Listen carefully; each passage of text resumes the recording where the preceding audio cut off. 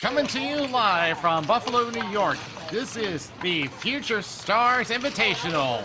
This is Daniel Wilson along with Evan Galati as we get set for the U15 boys between Pennsylvania and Massachusetts. These teams have been at it all weekend long, and it is down to two teams. Today we're going to be covering two games. We'll start with the U15 boys, and a little bit later we'll be heading over to the U16 women's division. But there is quite a lot to be said about this tournament. These are the players that USA Ball Hockey has looked at and see to be future star players in the sport of ball hockey. Evan, there is quite a bit of talent, and it's looking like the Pennsylvania team has been the favorites all tournament long, as they have been constantly dominating the competition. Are we going to see the same thing here? I don't know to say that for sure. You know, they have been running through no problem so far. Massachusetts has been holding their weight, no problem on their own. Brandon Silva at number 32 for them has been putting in a lot of good work, and we're gonna have a great, interesting game, no matter what, coming our way. Yeah, Team Pennsylvania, Jacob Batista has been getting the eyes of USA Ball Hockey. He has been named MVP of 2 of the games this whole tournament. Other players to watch: number 17, Aiden Malay, and number 72, Anthony Mistrit. On Team Massachusetts, Brendan Silva, as Evan just mentioned, one of the main players that's been making quite a buzz in the tournament. Massachusetts does come in as the number 3 seed, and of course they're going to be taking on number 1. But along with him, it's going to be the number 97, Evan Barbosa, and 46, Jacob Landry.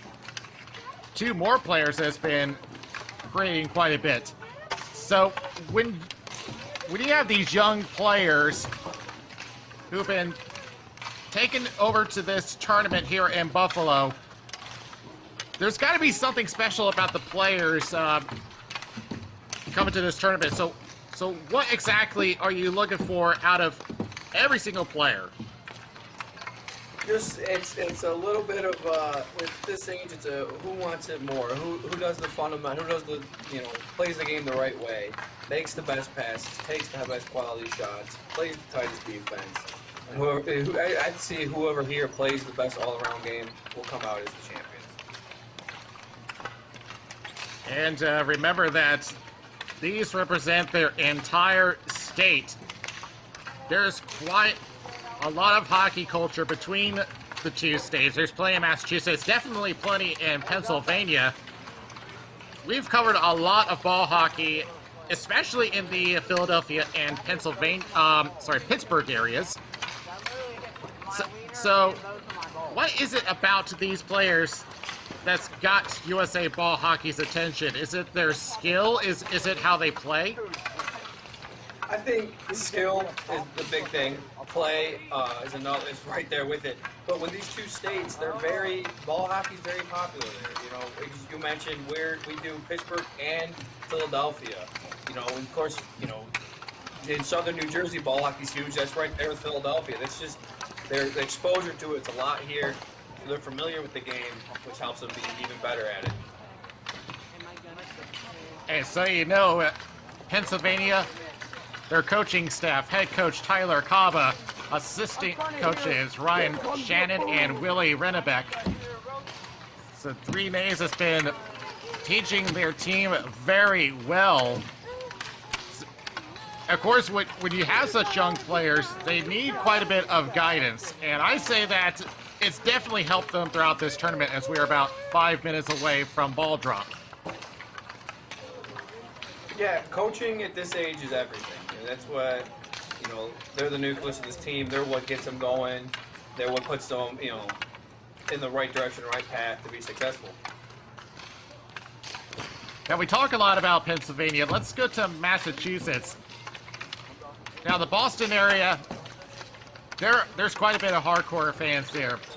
I've already mentioned quite a bit of their players. Brandon Silva, definitely the one to watch here, but let's not forget about the guys in the back. Goaltending is definitely going to have the work cut out for them. If you've seen the tournament the entire weekend, Pennsylvania has been putting up double digits on the board. So how do you come into this as a goaltender, seeing these scores that have been put up, and just try to make a counter to it? You just have to know you have to be locked in. You know, like you said, these players have seen what Pennsylvania's done the whole tournament. So they know they got to be locked in, give 100% the whole time to have a shot at this. And they have to give their goaltenders much help as they can. Slow down Pennsylvania's top guys, their top goal scorers, and they should be in this thing. They have a shot. They're here for a reason. Well, of note, they did put up a 10-0 score twice, but they were both against Team New York. But this is an entirely different team, so we will have to wait and see how it turns out. We are 3.5 minutes away from ball drop. We will have our pregame coming up very shortly, but it will be 3 periods of 10 minutes. This will be to determine who will be the winner of the Future Star Invitational. As we already mentioned earlier before, we will be covering the U16 women's division, and that will also feature Pennsylvania, but they will be up against their eastern neighbor, New Jersey. But thank you for being with us. We're going to be here this afternoon to cover U15 boys and U16 girls. Every single player that you're seeing here, USA Ball Hockey has seen, and they see something in them, and you may be seeing them in the national team in the future. So there is a lot to be expected out of this game.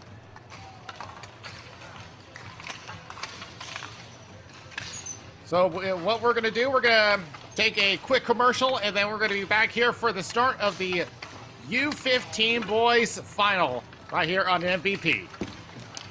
Ball Hockey is now on Roku, now home of the new TV channel for ball hockey fans, Ball Hockey by MVP, containing dozens of ball hockey games, old and new. Championships, tournaments, classic showdowns, historic moments, and even some rinks like Pisa, Orlando, and Michigan ball hockey. They even broadcast games live. Need to see a replay or catch up on the action? Use the Roku remote to rewind and fast forward. No phone or computer needed. Just turn on your TV and click on the channel. With Roku, you can also get Netflix, Hulu, YouTube, and more. Tell MVP what games you want to see. Only on Roku.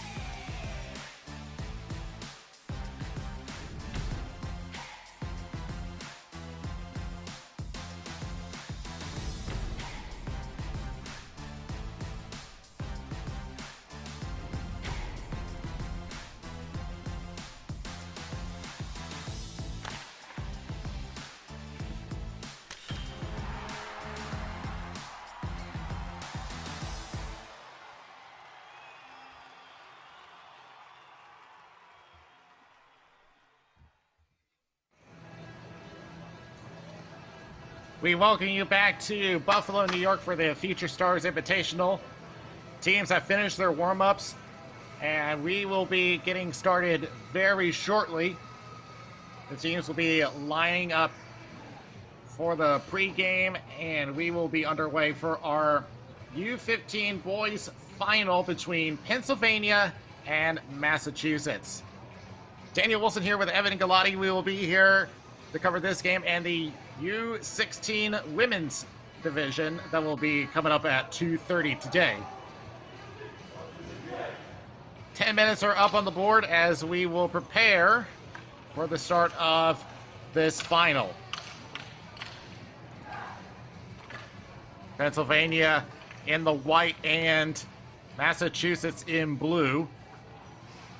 The team's headed over to the blue lines, and we're going to throw it down for the pregame ceremony.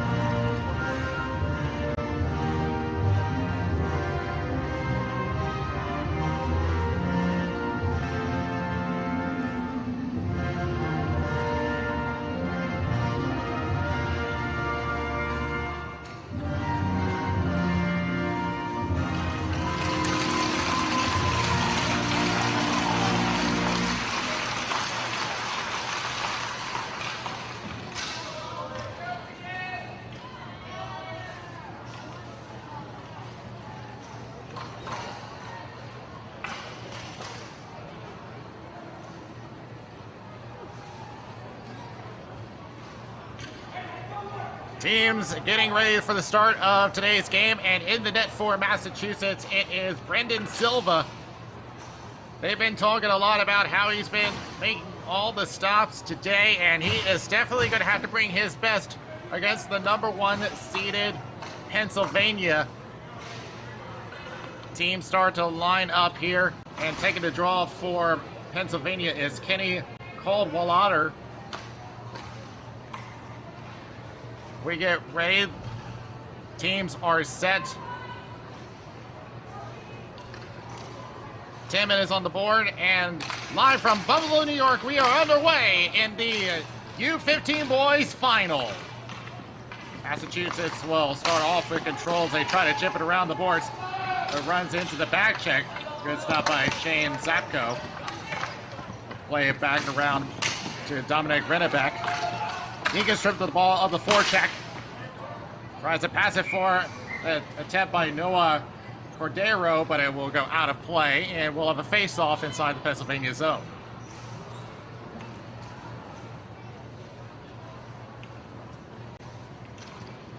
As we will go straight to the draw, and already you see Pennsylvania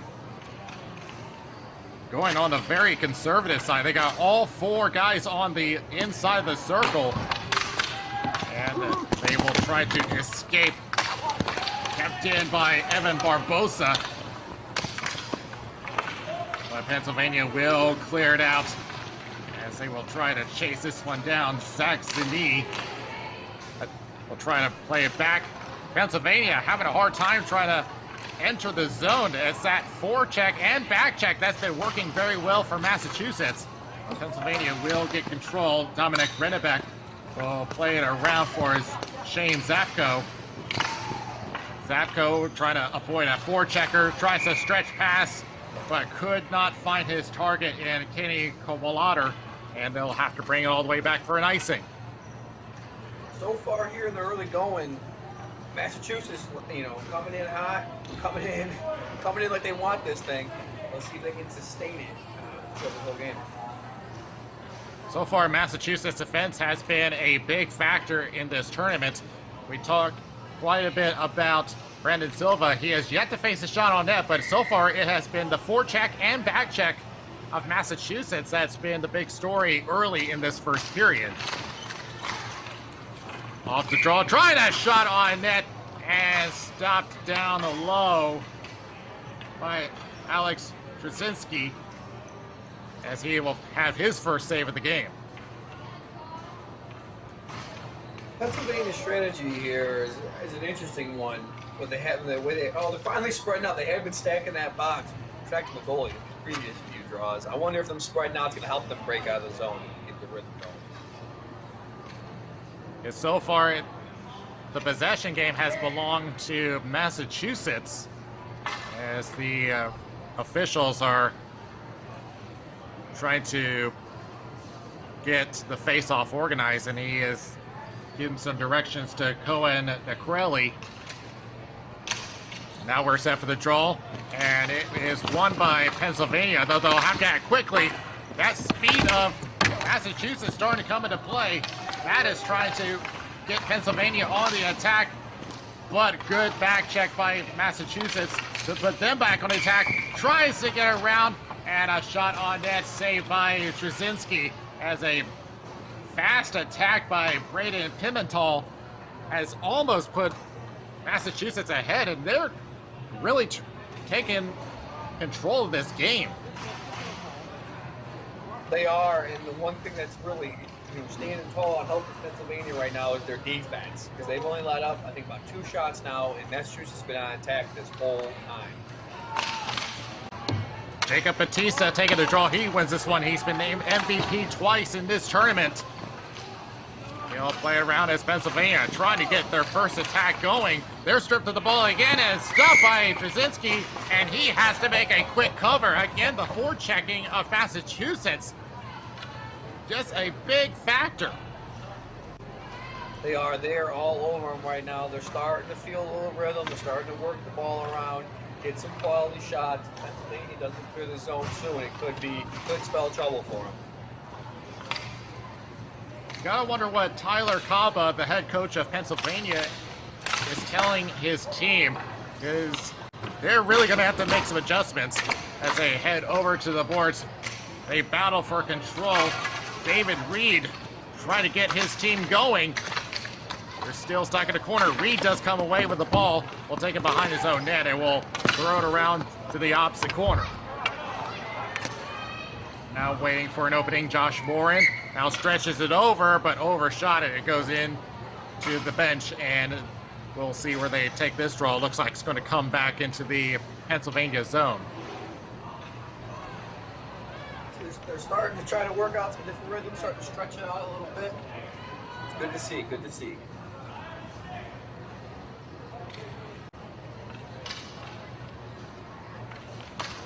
Our officials with the draw, with a shot, and that is blocked, coming all the way back to the blue line. Again, Massachusetts just in control of possession almost the entire period up to this point. They now fight for control behind the net. Almost got it away, but it'll stay with Evan Barbosa for Massachusetts. Throws it to the opposite corner, no one there. Rushing in is Josh Morin. Tries to feed up to Louis O'Connor. And now they try to get their first shot, as that will roll into the corner. Pennsylvania starts to get their first possession. Trying to fight off a couple of defense, gets double team. Here's a shot, and that one is kicked over into the corner. Shot by Kaden Wysong. Back on the backboard, trying to look for a way around. O'Connor giving it a couple of shoves. Now moving in is Tyler McDermott. He'll play back to the point. Shot, and that one will be driven into the corner. Jonathan Strilka, nicknamed JJ, can't hold on to the ball as Massachusetts attempts to clear out of their zone. Into a dangerous area and a high slot. They do get it out of the zone. Looks for the stretch pass and finds Barbosa, but he runs into the back check, and Pennsylvania will just throw it right back, and it'll give them some time to get a couple of changes. Massachusetts regain control. Can't connect on the stretch pass. Pennsylvania retreats back to their own zone. Stripped of the ball. A little too wide of an angle as they head into the boards. There's Jake and Landry. Shot and he scores!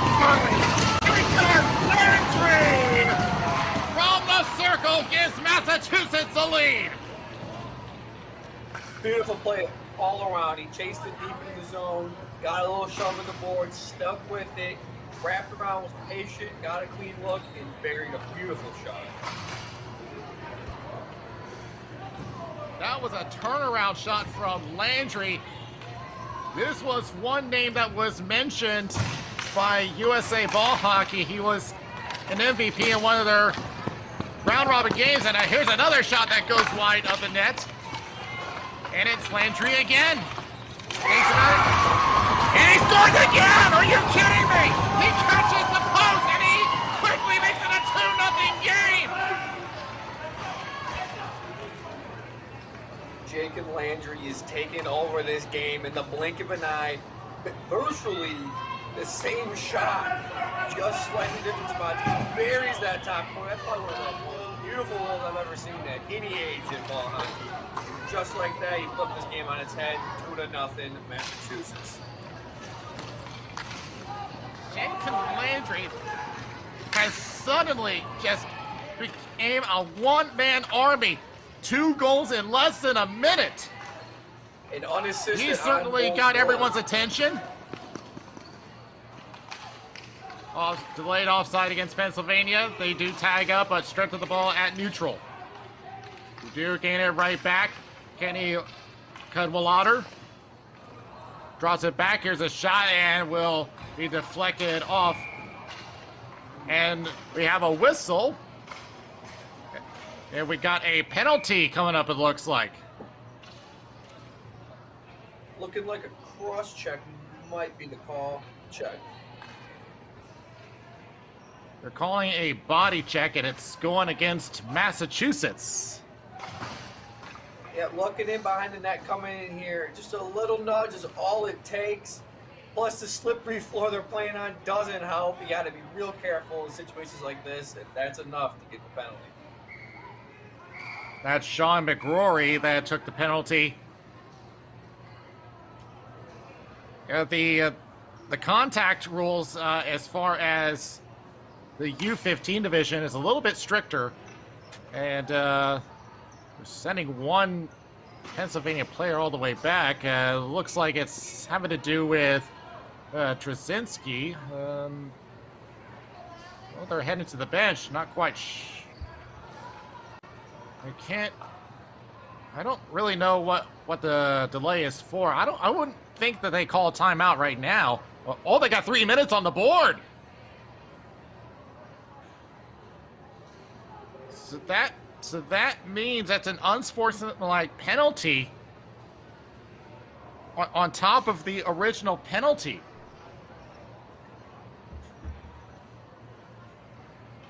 We have, so so now the scorekeeper, we have a number 62 and a minor for checking, plus an unsportsmanlike conduct, just as you guys were saying.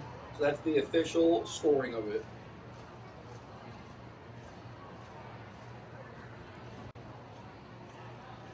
That's Eddie Koska, the head coach of Massachusetts. Yeah, he's pleading his case. By the way, that's Nathan Mello, my mistake, that got the penalty. So that means that Massachusetts has to kill 3 minutes. So that gives Pennsylvania that opportunity they needed to get back in this game. Huge chance. Plays back to the point. Back and forth with Cadwallader. Waiting along the boards. There's a shot and almost went by, and he does score! A rebound opportunity gets right by Brendan Silva, and Pennsylvania takes advantage of the power play. I believe that's Jacob Batista that poked that in there. Can't tell for sure or no. Either way, beautiful setup. They were very patient in the early goings, worked a couple passes, didn't force it, stayed set up, and got one real quick. 20 seconds in, or 19 seconds in. So we'll wait for confirmation of who scored the goal, but it sounds like it's Batista, but we'll wait for confirmation.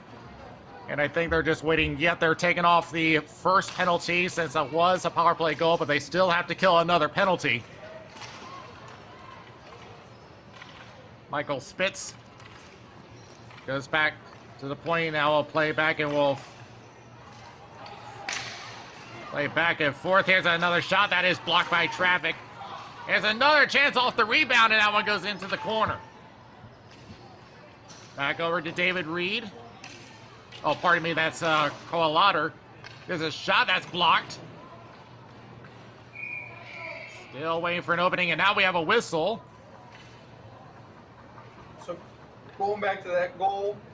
It looks like we may have some additional penalties coming up.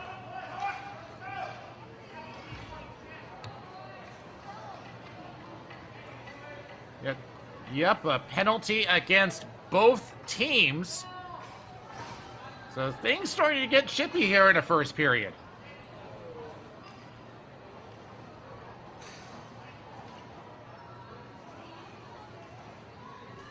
But as far as power play time, that it does not change that, but it will make this a 4-on-3.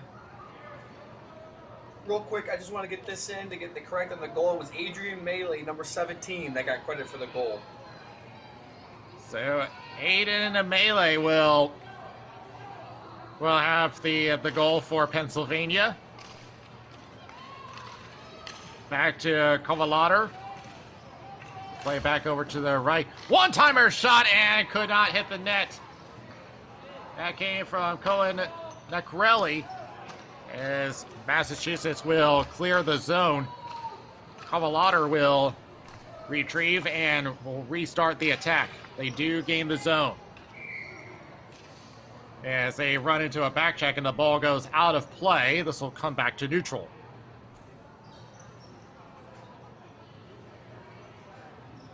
So with all that, when you have the game get this chippy now, what do you tell a young team like this? To try to just calm down, don't feed into it, play your game, keep it clean, and stay out of the box. Here's a slap shot that goes wide, less than 20 seconds left on the power play before we go to 4-on-4 hockey. From below the goal line, we'll take it around. Now we'll try to pass it across. Was looking for Ethan Heldling. It's a shot from Kowalder, and that was steered away by Silva. Now they'll play one more time into the corner. Tries to set her up. Can't find any availability. Kowalder will try another shot that is wide of the net. As the first penalty has expired, we are even at 4-on-4. 10 seconds left on the 4-on-4. There's another shot. Silva with a stop. And Massachusetts will come out with even strength shot that is stopped. Taking a shot from behind. They battle along the end boards. Looking at a double team. Does escape. That is Manning Almeida. Manning Almeida. He score! One-timer! Drake Manning Almeida makes it 3-1 and gets the 2-goal lead back.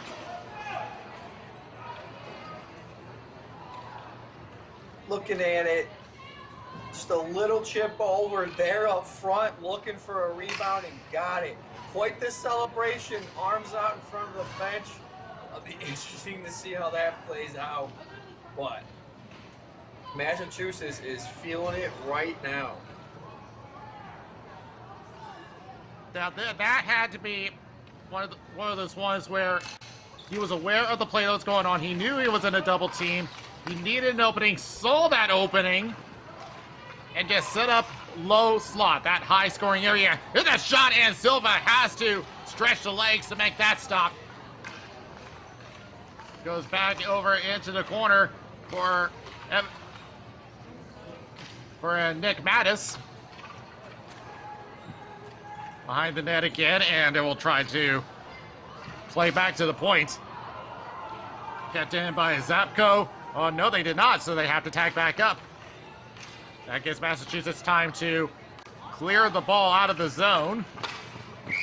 And we got a whistle, even though that Zapko got to the ball.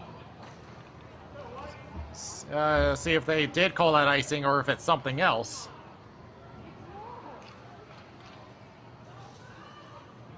Just real quick, There's to run back team. to that last Massachusetts goal. We got the goal from Drake Manning, Alameda, and the goal from Evan Barbosa, or assist from Evan Barbosa.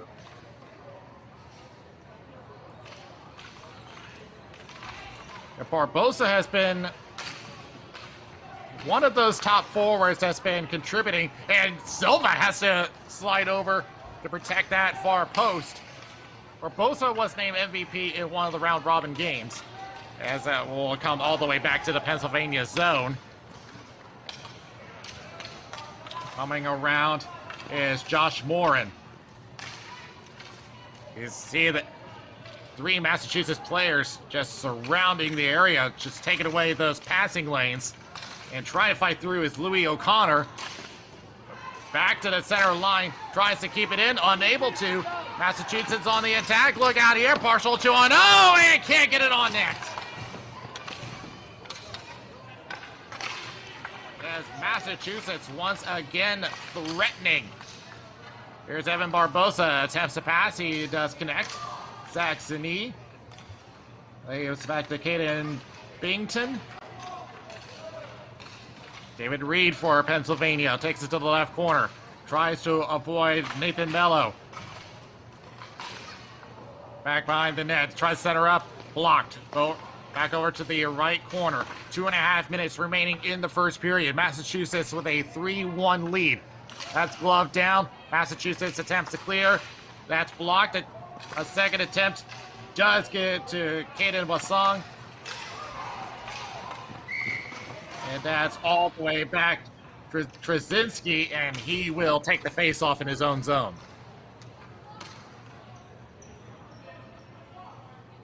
This game's it's moving towards a stalemate and momentum. I mean, both teams are trying to break into the zones, but not getting quality chances, and it's just a little pendulum right now, back and forth. Both teams looking for a little bit of an edge at the moment. We have seen games swing one way in the first period, then swing the other way by the time third period comes around. So there's still plenty of time for Pennsylvania to get back. As we see one man going down.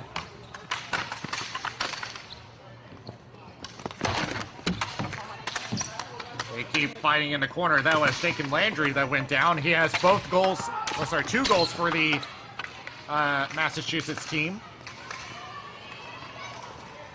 And here they come. It's Pennsylvania on the attack. Trying to look for the one-timer, and he could not find an available lane, and Silva has to come out and make the cover. As you see a big shove after the fact by Nathan Mello trying to get everyone off his goaltender. Yeah. Going to the attempt. Great pass. Looks like 97 in blue there. Gets a little bit of a stick on it. Disrupts it just enough to let the goalie get there and make the cover. 62 in blue there. Nathan Mello's got to keep his cool there. He's already got one penalty with a major attached to it. Cannot afford to get another one. Yeah, technically he has 2, but I do have to say Barbosa, not only is he doing great on offense, but defense as well. Took away the passing lane on that attempt. Could have easily had made a one-timer on that attempt. It could have been 3-2, and it looks like we're going to get a penalty against Pennsylvania, as that is Ethan Helbling heading to the box. I'm not sure if he got. Oh, he did catch him. At first look, I thought maybe he had the stick clipped and he just slipped, but he did caught him right in that inside of his ankle there, and that's a trip. Clearly unintentional, but that's going to get you in the box 10 out of 10 times. So Massachusetts will get their first power play of the game. This is Ethan Helbing. Got the penalty there. Massachusetts does win this draw off the boards. As an opening centers up, and probably misfired on that one. He did have plenty of traffic in front of him. as it comes all the way back into the Massachusetts zone. He has to throw in the Jetso as Josh Morin, look at that, without his stick. Great work on killing the penalty, all without his stick. He gets driven to the boards, and he is going to get penalized. What? Penalty kill by Josh Morin. Not only does he kill time, but he also draws a call. That is the play of the game so far right now. If Pennsylvania gets back into this, we're going to look at that moment. The way to just kill the time without the stick, grab his stick coming back from behind the net, and draw a checking penalty. That is beautiful. That is one of the better plays I have ever seen at any level right there.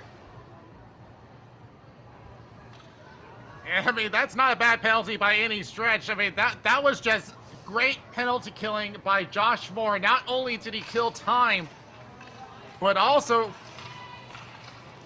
he pretty much killed the entire penalty by himself. And they will follow up with a short power play attempt of their own as soon as they get their man out of the box. But in the meantime, Pennsylvania are trying to have to make something out of it. Here's Rennebeck on the right corner. 35 seconds left on the 4-on-4. 37 seconds left on the game clock for the period. So it goes back over to neutral, and that's swatted down by Josh Morin. The same guy who we just mentioned. They're definitely going to give him some time on the PK unit after that performance. Kenny Kowalder. Try to hold it in. It's going to chip all the way down. Maybe time for one more attempt for Pennsylvania before the period. Morin just way behind his net. You got 4 seconds left. It looks like they're just going to kill down the clock. And one last attempt, and saved by Silva as the period comes to an end. So with all that, Massachusetts, what a performance for them in this first period. 2 goals from Jacob Landry, their 3rd goal by Drake Manning Almeida, and of course that penalty kill. I mean, what else do you want me to say? Evan, what went right for Massachusetts? Everything so far. If they had cleaned up some of their penalties late there, that whole first period, we could be talking about a totally different game. We could be talking about a potential first period shutout. They did get their only goal on the power play. But they just got to clean up the penalties, and they pretty much are controlling this game. But that being said, though, Pennsylvania is far from out of it. There's lots of time left. They have been playing a good game when they can get into a rhythm. So if they can find a way to get into a rhythm, get their game going, we can easily see them tie this up and get right back in it. Well, so far, it's looking like their best performance has been on special teams. Their only goal came on the power play off that 3-minute penalty, and then the penalty kill performance we just seen from Josh Morin, not only killing penalty using his feet without his stick, but also drawing a call on Massachusetts.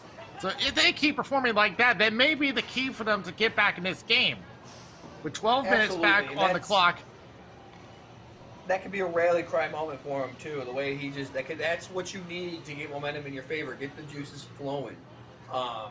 And they're drawing the penalties, and now they have to capitalize on it. Is what they need. Is what needs to go right for them. With 12 minutes back on the clock, only a few seconds left on the Pennsylvania minor, and then they'll have a short power play. Taking a draw for Massachusetts is Drake Manning Almeida. And that few seconds is up, and a short power play for Pennsylvania. Only 15 seconds left, so they only got one shot at this. Waiting along at the center line. One-timer, tried to tip one on, misses wide. We'll set up one last time. Here's another attempt. Can't get through. Back at the point. We are back even. And tries to tip one on, and Silva steers it wide. Pennsylvania trying to keep that momentum going. They do keep it in the zone. Shot saved by Silva as it will go over the glass. And Pennsylvania, even though they could not convert on that power play opportunity, a good start for them in this second period. Absolutely. They, like you said, they didn't convert, but they were looking good. They were making good passes. They were getting the shots they wanted. You know, you can't score on a power play. That's the next best thing is, you know, dictating how the game goes. And again, granted that they only had 15 seconds of power play time to work with, so they didn't have that much time to... So they just had to do with what they could. They only had one shot, really. As Massachusetts trying to restart their attack as it goes right into the corner. That is Noah Cordero trying to fight off the number 12, Tyler McDermott. Back to the point, slap shot, and that's a save. That's a great stop by Trzynski. It'll go right back to Pennsylvania. Gets stopped on the back check and cleared away by Hunter Lammy. On the second attempt, he does. It's going to come all the way down, and an icing against Massachusetts. Going back to the save, number 11 there at the point all by himself all day. Got to take the time and just wait to get in front of it. Looks like he lost it for a second there, but he recouped, got in front of it, and it led to a nice breakout for Pennsylvania there. Yeah, Trzynski hasn't seen that many shots on net, even though that Massachusetts has had plenty of opportunity. As Pennsylvania does win this draw. Trying to wrap it around. And one-timer can't get it on net. And tries again in the high slot. Still can't get through that traffic. From behind the net. Kovalader centers. Can't find an opening. Tries to go along the outside post. And now tries to find some help at the point. Can't find it, and he'll come all the way back. Rennebeck from behind his own net, and now getting pressured on the attack by Hunter Lammy. Off the boards. Great pass on the boards, has an opening. Shot! Silva has to squeeze the pads and keeps the 2-goal lead alive. What a save. Looking back, he made 2 great saves on the last rush, and right here, just him and the shooter, that's it. Sneaks through, and the awareness to close the back of his legs, throw the glove back there to make sure nothing squeaks through. An amazing save right there from Brandon Silva. That has been his toughest save all game long. They always teach the goalies, if you don't know where it is, don't move. But he was aware it was under him, and the key to it was not to move the legs. Just use the glove to get behind you to seal up behind. And Pennsylvania knows that they're close to bringing this back to a 1-goal game. Along the boards, tries to look for center at the point, no one available, comes right back. Xavier McCurry will just trot this down, but it will be called an icing anyway, so he'll just save his energy for the face-off.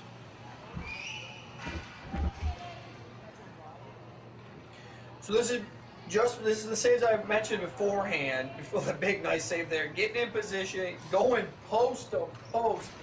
Can't quite tell to get a toe on it for the defenseman. Either way, great effort. Would have made the save. And then just before it got cut off, made an additional save right after that. Brandon Silva is feeling it right now. There's a reason why he was chosen as MVP twice this entire tournament. It's performances like that that has earned him the right to be named MVP. Batista will go back to the point.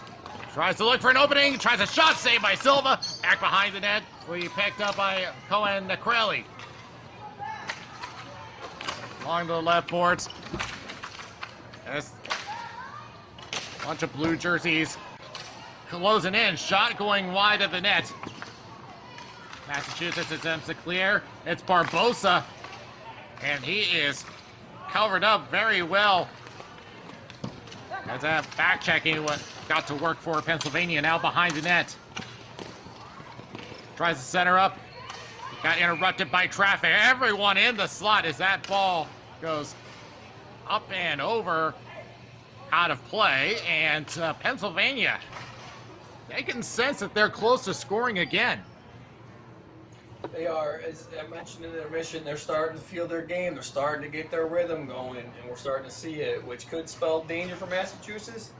But I'm not going to say go that far quite yet because they are still playing a great game, very solid, and Silva is standing on his head right now, and it's just what they need. They're going to bring this draw back to neutral as we approach the halfway point of this championship game in the U15 boys division. Bank off the boards for the pass. That is blocked down by Jake Rito. Pennsylvania one more time. Attempts to get on the attack one more time. Unable. Back the other way. Michael Spitz will play it down all the way to the end boards, but sent all the way around by Dominic Redebeck. Pennsylvania has had the control game in this second period. And tries to center one up and had Louis O'Connor waiting in the low slot but could not make a connection. And now has to fight off Nathan Mello. Mello does a great job on the defensive end and will clear the zone. Caden Bennington trying to buy some time for his team, but Pennsylvania will gain control. And great forecheck by Jake and Landry. He has two of the goals. He's looking for the HT and can't get through. Great stop. And we're going to get a penalty here, and it's a slashing call. Caden Bennington created that whole turnover for Massachusetts there by keeping that pressure up on the forecheck. Yeah, it looks like the penalty is going to go against Pennsylvania. So Massachusetts will get now from down there. Let's see who exactly was. It's going to be against Jonathan Strilka. And here it comes. Right there at the legs. Right in the cap. Looking at that too, number 5, Louis O'Connor got away with a possible check from behind there as well. Lucky only coming with one penalty. So Massachusetts will get their second power play of the game as Silva try to bank it off the boards. That forechecking of Pennsylvania trying to look for an opportunity to strike. Back it goes to the center line, and now will pass over to Jake and Landry. He has 2 goals for the game. Now tries to pass it off one body and could not get one available. The man goes down, and it's an injury. That looks like Drake Manning Almeida. And he's trying to see where it is. It looks like he was holding his stomach. I'm not quite sure what it was, but he's up and walking. Like his head might have got pinched. Nothing looks intentional there, but his head got pinched. Not what you want to see. It looks like he might have held his wrist, but I'm happy to see he popped right up, grabbed the stick, and made a bench. All in his own power. Yes, stuff like that hurts, and well, he's back on the bench, and we'll get an update on him as soon as possible. But he's walking off the bench for now, looks like. But actually, it looks like he's sitting near the bench, so I don't expect that he'll be out for very long. But we'll try to get an update. In the meantime, the draw will come back to neutral. And Massachusetts still on the power play.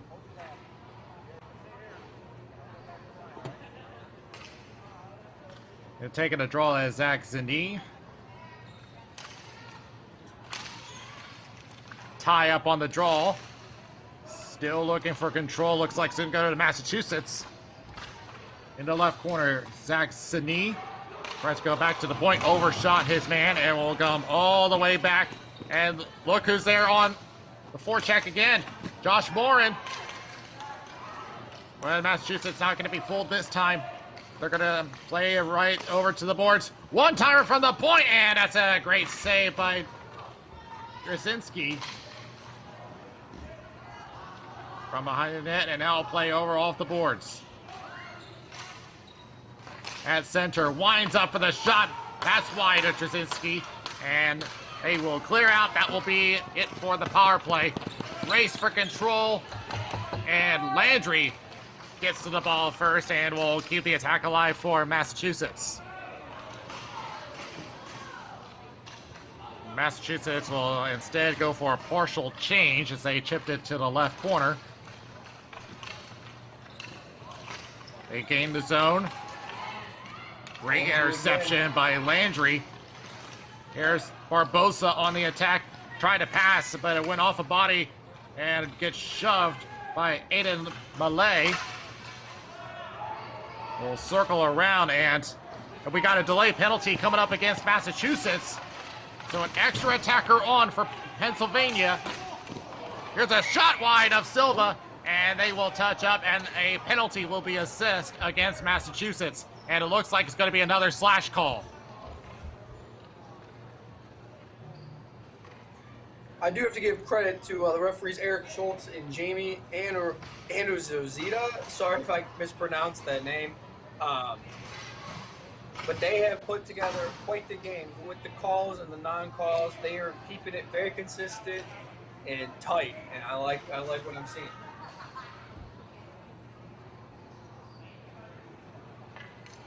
The team just getting themselves organized. So Pennsylvania, I believe this is their third attempt on the power play. Their previous power play got cut short. Noah Corderio is the one that got the penalty there, the slash. So Pennsylvania on their third attempt on the power play. And already the penalty kill getting to work for Massachusetts. Great job by Hunter Lammy. Turns it over, shot! And a flash of the glove by Silva! The whole sequence there. The dive to keep the ball in front of him. He pops right back up, get off a quality shot, and then flash in the glove by Brandon Silva to take that shot away. He's looking like he could be making a case for another MVP here. He would be making the hat trick of MVP choices for the tournament. It would be his third time. Meantime, one-timer, another save by Silva. Second chance. Oh, that one got the pad of Silva. I believe that was two stops with the pad. Slap shot from the point. Shot that is stopped as well.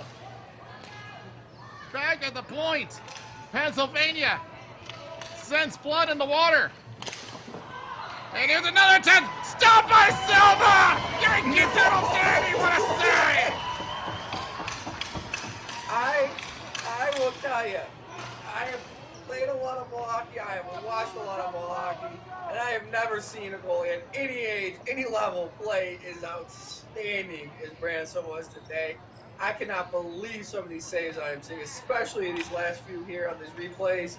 Just laying out for him and not let anything past him.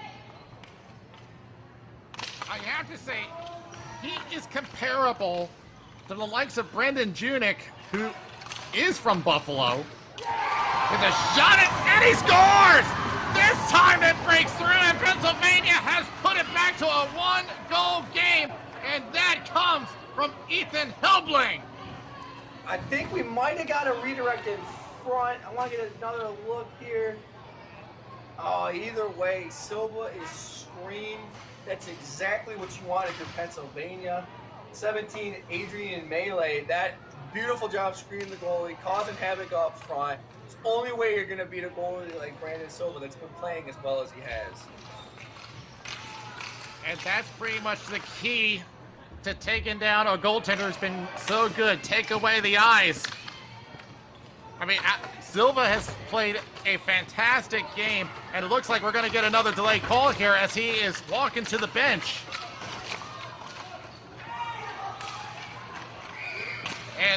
And there is the touch-up, and a penalty will be called against Pennsylvania, and it is a hold call.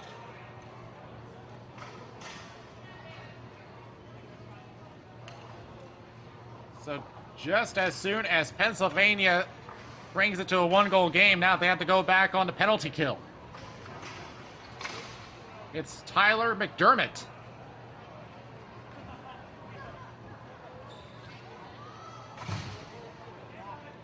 So after scoring the goal, the momentum shifts yet again towards Massachusetts.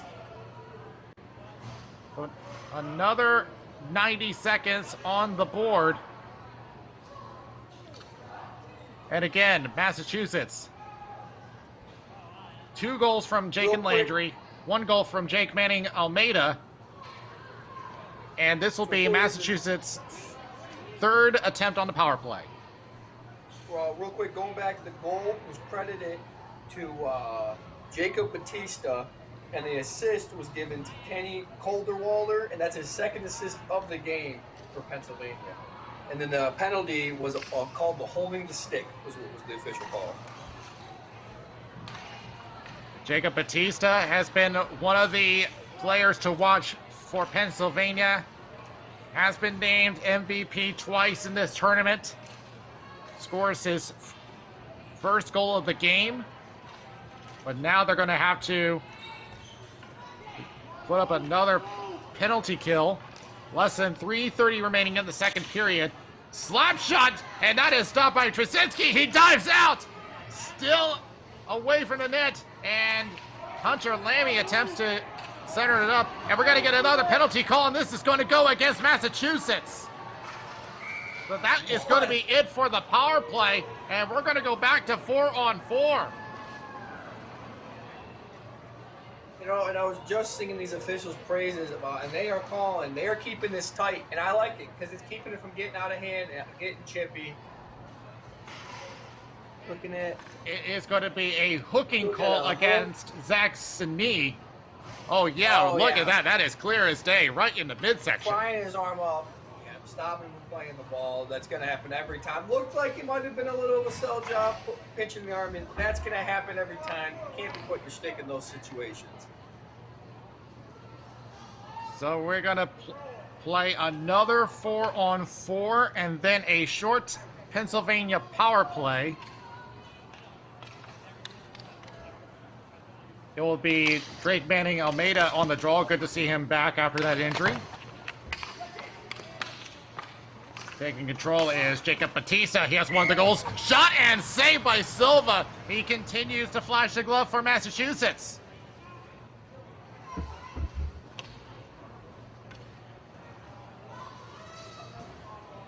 So Pennsylvania threatening once again on the power play. They came close to their previous attempt. Won by Massachusetts. Trying to get away, but that forechecking at Pennsylvania getting to work. Shove into the boards. Once again, Pennsylvania.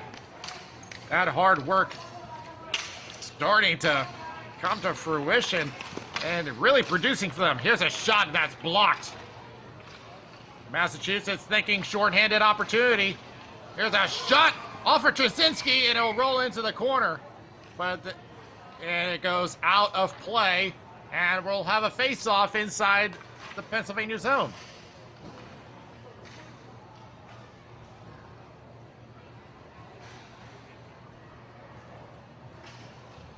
For those of you joining us here, there's going to be more content of this tournament on the Roku channel. You can see us on Ball Hockey by MVP on Roku. Just download the channel, and you can see a bunch of games, including this tournament. We have other tournaments as well as NBHL, so be sure to check those out. Penalty is over, and Pennsylvania will now have a power play. Less than 40 seconds. Turn it around and try to look for an opening as Colorado finds them open to form a Josh Morin. Well, cross pass over to the point. One-timer, try the shot, stopped by Silva. He'll hold on. I know there's not a lot of time left on this power play, but Massachusetts cannot allow Pennsylvania to get set up, cannot allow these passes to move, because that's where they pounce every time. They have to be very disruptive these next 18 seconds. Pennsylvania has one power play goal that came all the way back in the first period. They're close to striking again.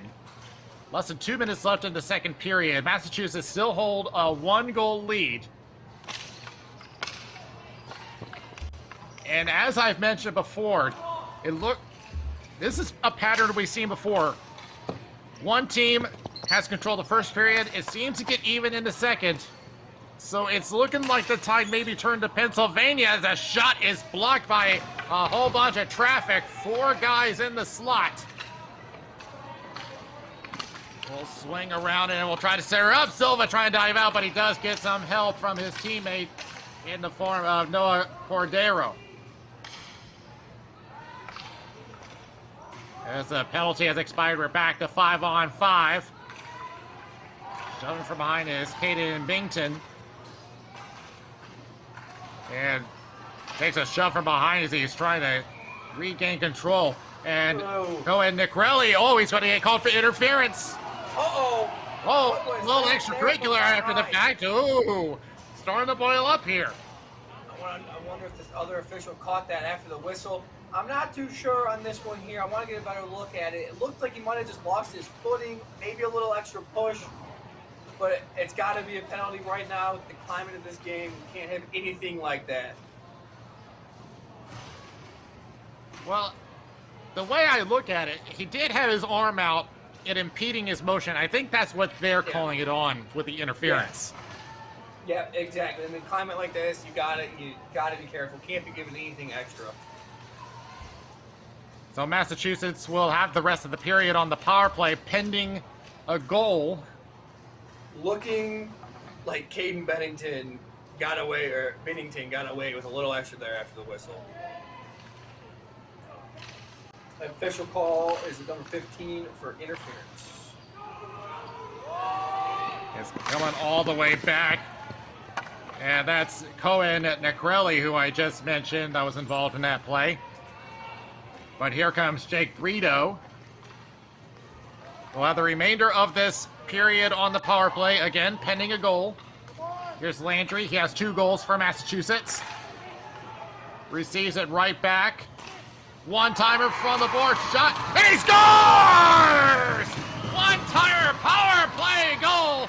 It is going to be Jake Brito. And the penalties are coming back to finally bite one of these teams. And unluckily, it was Pennsylvania. Beautiful power play by Massachusetts, working it around. That's a quality shot that you're going to take every time you get that on the power play, and he just buries it. It takes great accuracy to put a slap shot on net from that distance. And coming at that age, Jake Brito definitely has everyone watching him now. And of course, we just mentioned Jake and Landry. He gets an assist on that goal. They're going to try to add one more before the period ends. As it goes behind the net, 15 seconds left. Time for one more attempt for Massachusetts. Trying to wrap it around. Gets sealed off immediately. Here's a shot. Stopped by Trzynski. There's still 5 minutes loose. Everyone taken in. And a couple of shoves after the fact. As Trzynski holds the fort to keep this a 2-goal game. I'm loving the defense and the passion. You can tell Pennsylvania wants this. You can tell they're upset they're down 2 goals. They're getting after it. They're clearing that crease. They're helping their goaltender as much as they possibly can right now. Keeping it. They're not taking it too far, but everyone's crashing in and doing their part. Both teams aware that they can't afford to take another penalty here, and you see just realizing he can't take it too far, so he backs off on the physicality after the whistle. Less than 5 seconds left. Less than 5 seconds left in the second period. Massachusetts just gets their 2-goal lead back in what has been a pretty even second period. And everyone jumping the gun.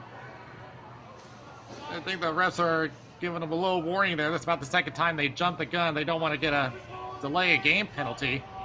They will kick someone off the draw, and Landry is going to take over. And it's going to be over to the corner. And that will be it for the second period. It's been a much more even game from what I saw in the second period. Do you agree? Absolutely. It's getting more toe-to-toe. But it's the penalties. Their penalties are killer for both of these teams right now. And it's to me, the difference maker is going to be who cleans it up the most in the third period. The 2-goal differential is really helping Massachusetts right now, but they got to clean up the penalties. Right now, they do have the penalty edge. I think they had just one more than Pennsylvania does. But that's going to be the difference maker. If Brandon Silva keeps playing the way he's been playing in net for Massachusetts, I think they're going to be very, very hard to beat. Jake and Landry well for Massachusetts has been everywhere. 2 goals and an assist. But his defensive game has been amazing the whole game. If they keep that up, they're going to be hard to beat. But I'm not ruling out Pennsylvania just yet. They've been feeling good. They've been getting their mojo. They've been getting disrupted. They've been getting in their own way. They're getting drawn or committing the penalties. If they can clean that up, they easily can get 2 goals and force us into an overtime. Now, out of Massachusetts, who do you think has been the bigger factor? Is it Jake and Landry or Brandon Silva in the net? It's a toss-up for me right now. I've been contemplating that pretty much the whole second half of that second period. I was wondering that exact thing. And I don't know. It's tough because Silva's made, I'd say, 3 or 4 saves that were just, I don't know who else makes that save. But Landry has been everywhere. I mean, the 2 goals are the difference right now, and an assist. But his defensive game, steals, he's right there, he's mucking it up, doing everything you want out of a player. Right now, I'm giving the edge to him. Now, as far as Pennsylvania, they've had their chances, but again, it's been the penalties that have been holding them back. So what does Tyler Kaba have to tell his team to get back in this game? Clean it up. Clean up the penalties.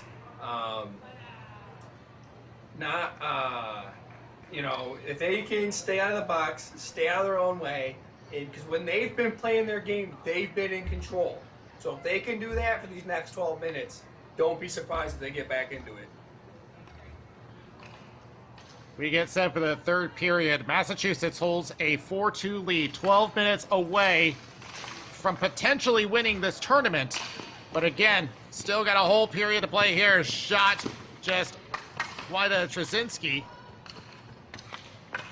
Pennsylvania has to really fight back here. Rennebeck plays it forward, has an opening, shot, and can't get through Silva. Right corner, centers up one more time.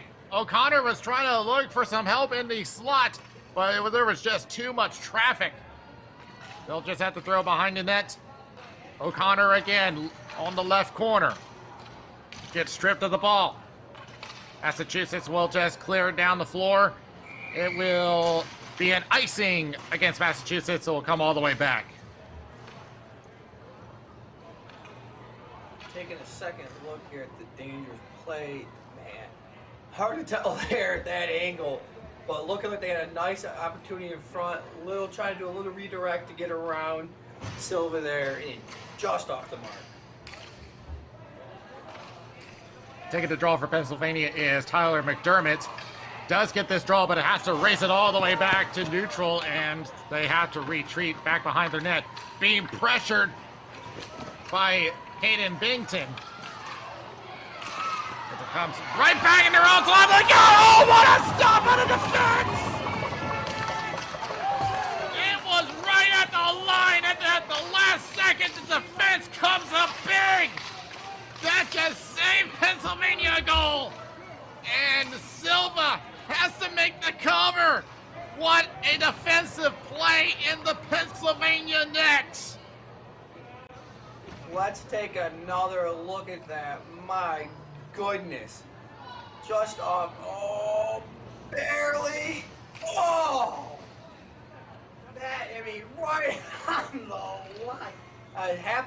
second later, that's a goal. What a defensive effort. If this comes back to a tie game, we'll have to watch for that moment. But Pennsylvania still needs 2 to get back in this game. Here's Mistrich trying to get away from Zach Sini. But it will come all the way back to neutral, and they do keep it in. As O'Connor chips it to the left corner, but has to give it up to Massachusetts. Michael Spitz chip it up, and steals the ball. Shot, Sam Trzynski!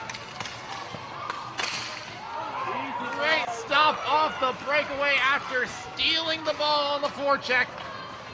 Now O'Connor on the attack. And we're going to get a call here, and it is another slash call. And what is that, our third or fourth one we've gotten? It's just the second half of this game. Coming back to look at this save. Beautiful move, just way to get his whole body in front of it. Defense helping out, doing their part. This is exactly what Pennsylvania needs to stay in this game. And the best part is that Pennsylvania is on the power play.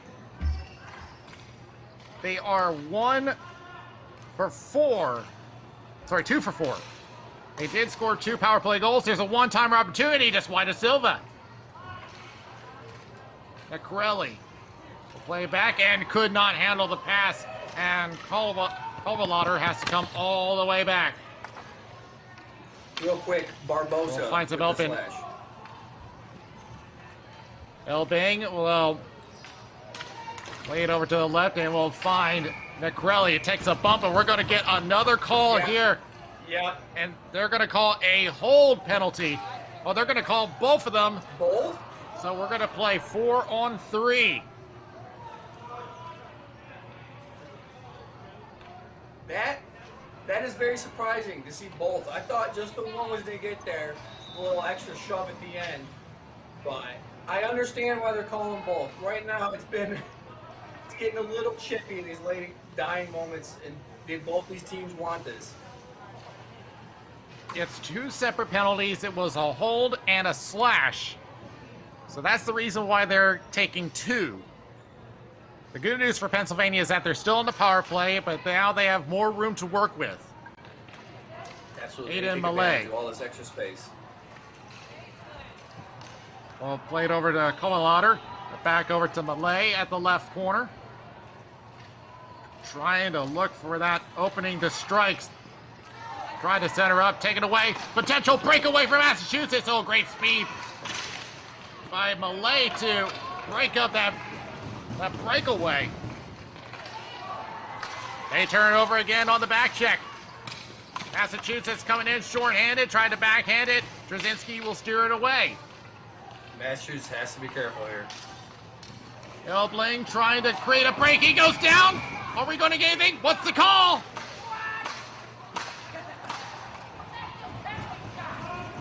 Is it going to be a penalty shot? Is this what I think it's going to be? Penalty shot.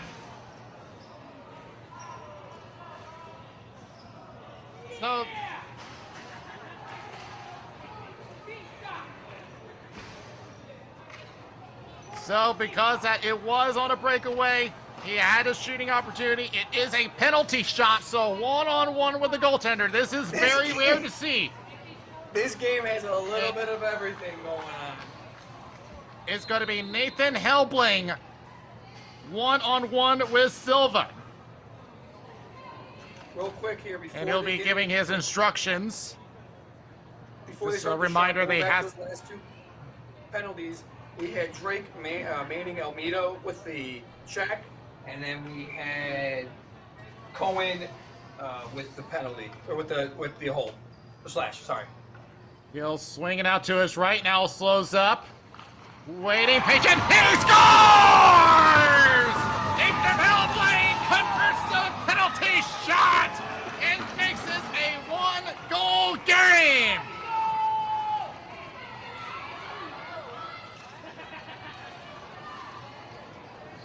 move in here, just takes his time, kind of looks and gives the goalie a little stare down, picks his pocket, buries it. Exactly what the doctor ordered for Pennsylvania, and we have a whole new game with 8:20 to go. And if you want another angle of that, be sure to check out our Roku channel, Ball Hockey by MVP. We will have another angle of that shot and a whole lot more of this tournament. But this has now turned the tide once again towards Pennsylvania. The power play will expire, but they do get what they want, narrowing the lead. And we still have 30 seconds of 4-on-4. Going down, got a little tied up with the stick. And Massachusetts does come out with it. Jake and Landry now passes a little bit wide from the handle. Evan Barbosa getting pinned up on the boards. Trying to get some help, and we're going to get a whistle. It's a hooking call, looks like. I saw the hook signal. The benches do not sound happy. And it's going to be from Pennsylvania. It is Aiden Malay.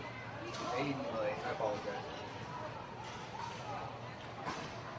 So, not sure. That's his second of the game. He has been everywhere for this Pennsylvania team. He has been huge for them today. That's a big loss right now.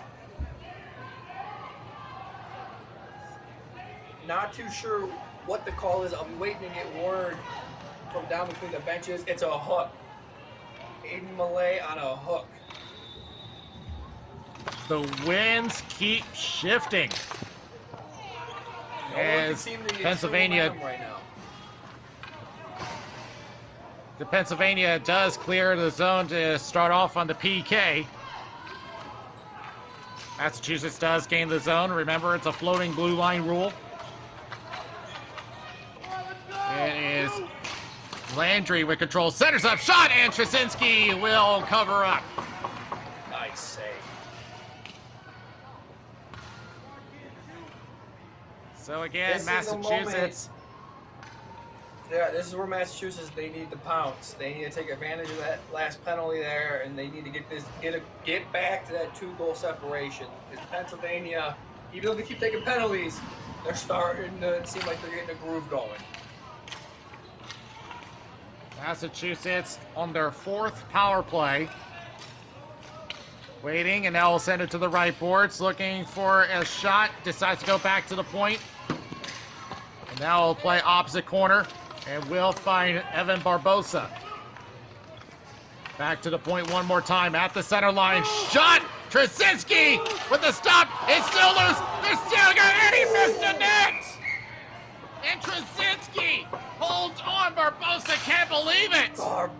Barbosa's going to be kicking himself after that one.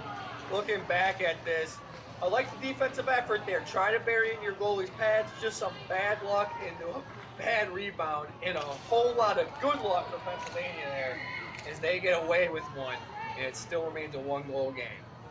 But Massachusetts is threatening pretty well right now. Yeah, Pennsylvania just dodged a bullet right there. A whole 6x4 sitting right there for Barbosa. But they're going to try again. They're still on the power play. Back on the boards. Waiting for the opening. Now finds an open man. And right at the last second, defense comes right there to make the block. That was O'Connor. Circling around is Manning Almeida. But he gets blocked as well. O'Connor trying to push him to the outside. And it is still in the zone. Massachusetts still in control. Barbosa again. Waiting for that opening as that penalty expires. Attempted shot is blocked. Pennsylvania trying to develop a breakaway and not going to get it. Good defensive play on the back check. Holding at the center line. We'll try to shot it that goes off a stick. It stays in play. We continue on. O'Connor circles around with the ball. Looks for help along the boards. Can't find it. Got interrupted. by Michael Spitz. It does go out of play into the bench. And activity really picking up on both sides. This is going to be a fiery finish.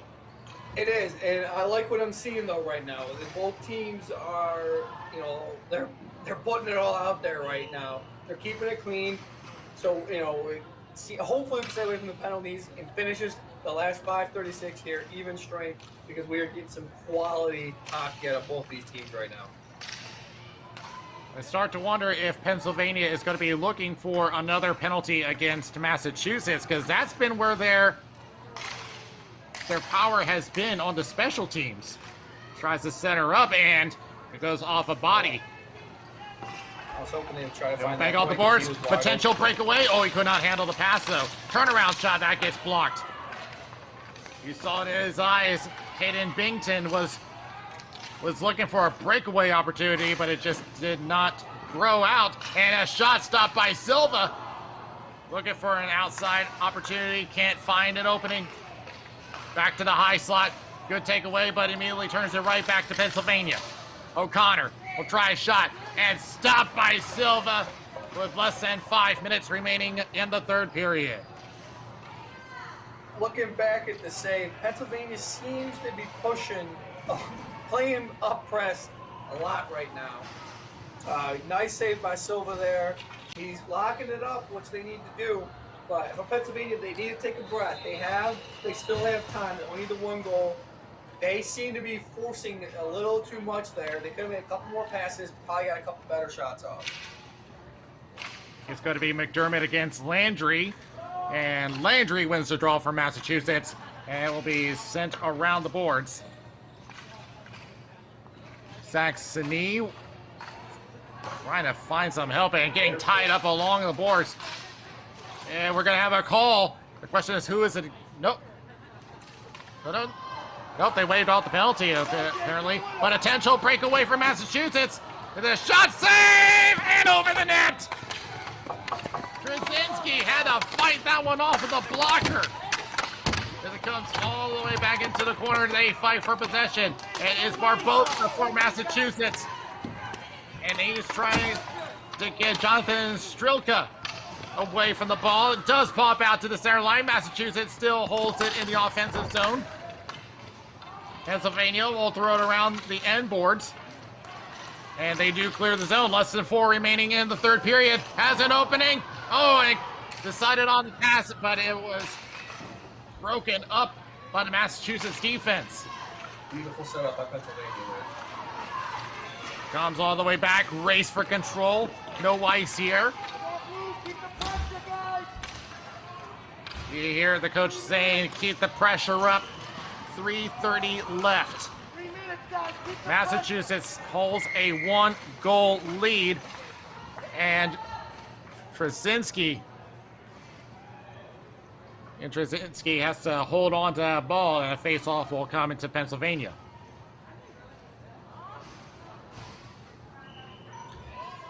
Looking back here to save, Shaw's got a toe on it.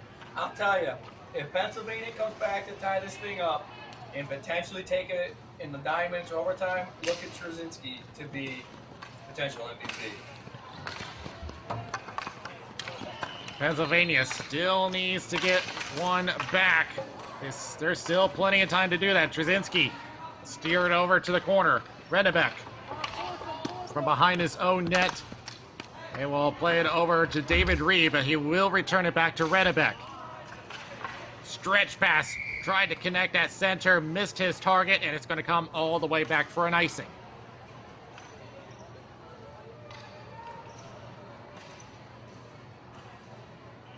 But if you're sticking around with us, don't forget that we do have another game for you, and it will be the U16 Women's Division that will be coming up. That game is scheduled for 2:30, so we'll be with them after a short break.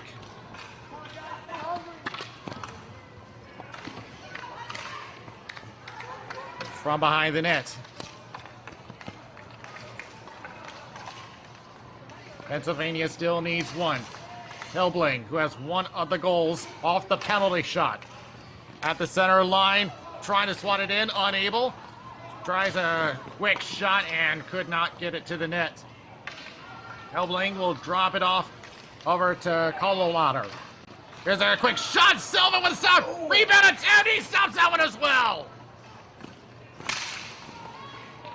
Pennsylvania once again sensing something as that was tipped out of play. Oh no, they're gonna keep going? Okay, that was for the icing. Okay, so that's what that was for. Now it's out of play. He was predicting the future, that's what it was. Look at this replay for the opportunity for Pennsylvania. Real close, great quality shot, kind of had Silva moving. Good save, almost got that rebound. And we're going to be in for a great last couple minutes here. Eddie Koska giving more instructions to his team to try and lock this one down. He has plenty of experience. He is a member of an NBHL team, as there's a timeout called. But Massachusetts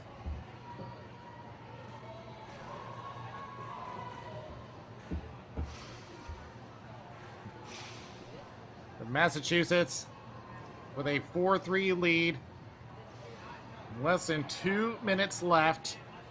They're trying to lock this one down to win the U15 boys division. And I'd say Massachusetts is in great hands right now, with their coach being the director of the New England division of the National Ball Hockey League. So hopefully he's going to give them some great words of advice to lock this up and try to sneak out of here with the 4-3 victory, potentially 5 if they put one more on. But like I've been saying this whole time, let's not rule out Pennsylvania. When they get going, they get there. They're like a microwave. They get hot real fast, and they can bury one in a moment's notice. Massachusetts came in as the number 3 seed, and Pennsylvania came in as the number 1 seed. Right now, Drzezinski is going to stay in the net for now, but we will keep an eye on him. And they will set up the draw at neutral. Pennsylvania still needs 1 goal to tie this game up. Jacob Batista will take this draw for Pennsylvania. Landry on the other side for Massachusetts.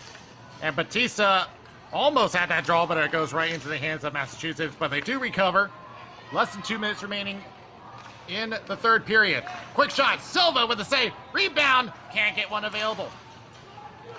And Massachusetts will attempt to clear. Can't get it out. Shot and he scores!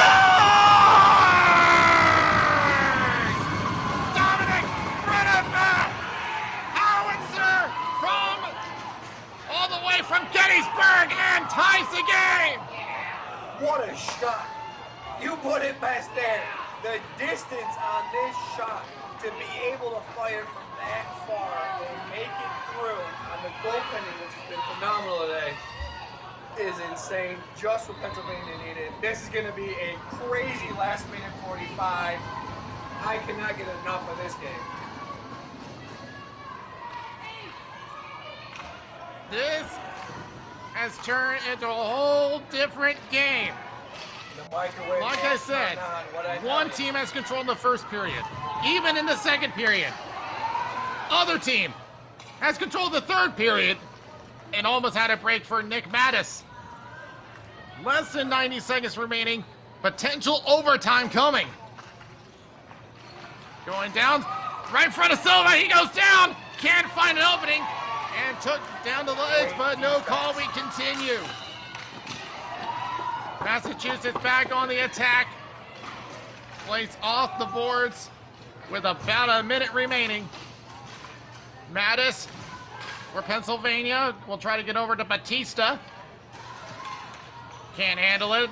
Massachusetts with control. Tries to make a break for it. They had the zone, but it comes right back across the center line, so Massachusetts has to reset. Pennsylvania circling around back in their own zone. This next goal could be the game decider. Pennsylvania taking their time off the boards at center with about 20 seconds left in regulation. Shot stopped by Trzynski. And where did that one go as that was held on to? The crowd was reacting. That actually went straight up the elevator shaft.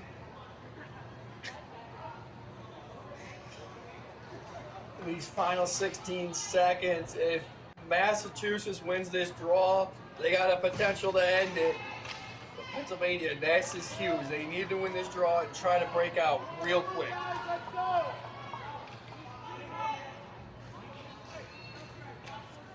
This will probably come down to this one draw here. 16 seconds left. That's time for either team to make one more strike. Both those fingers there, watch this ball. Won by Pennsylvania. And will be backhanded out by Malay. And trying to race it down does beat. Oh no, they whistle this one down. They're going to call this an icing. Looking like it. And that looks like that is the call. Well, not what Pennsylvania wanted, but 6 seconds. I don't hate the move by Pennsylvania there. Even with the icing, kill some time, because Massachusetts is they're forcing it right now. They're all over you. Get that ball, kill the time, and try to make it to overtime. I mean, it almost worked out for them, though. Almost made that stretch pass. But I'm liking what I'm seeing. Yeah, for a moment, I thought that Pennsylvania had beaten the icing, but the ref has a better angle than I do. Taking the draw is Jacob Batista. Tie up. Looks like they're just going to try to take this to overtime, and that's exactly what's going to happen. This championship game is going to require extra time. It's fitting. It's fitting. These teams have been very even the whole time. They've been, even on goals. They near even on penalties, and it's been a great, great game.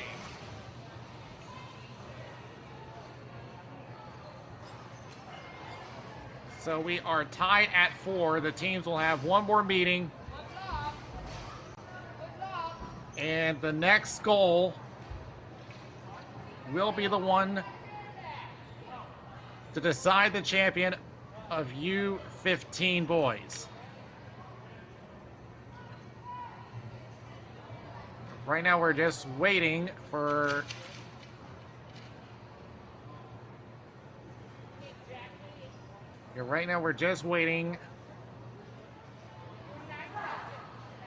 for them to give directions.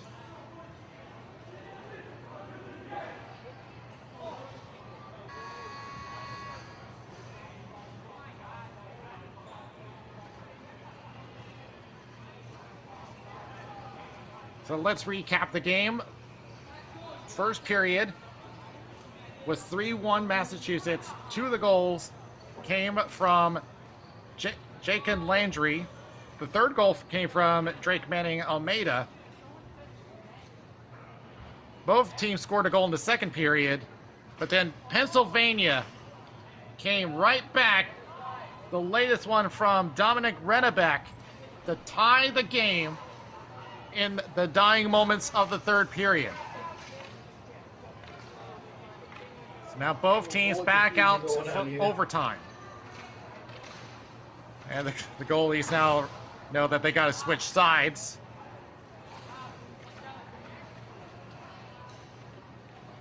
So the next goal wins the championship. So getting worse down there on the ice, we're going to do 10-minute periods until we have a winner. So you all know that there is no shootout. We will keep playing until we have a winner.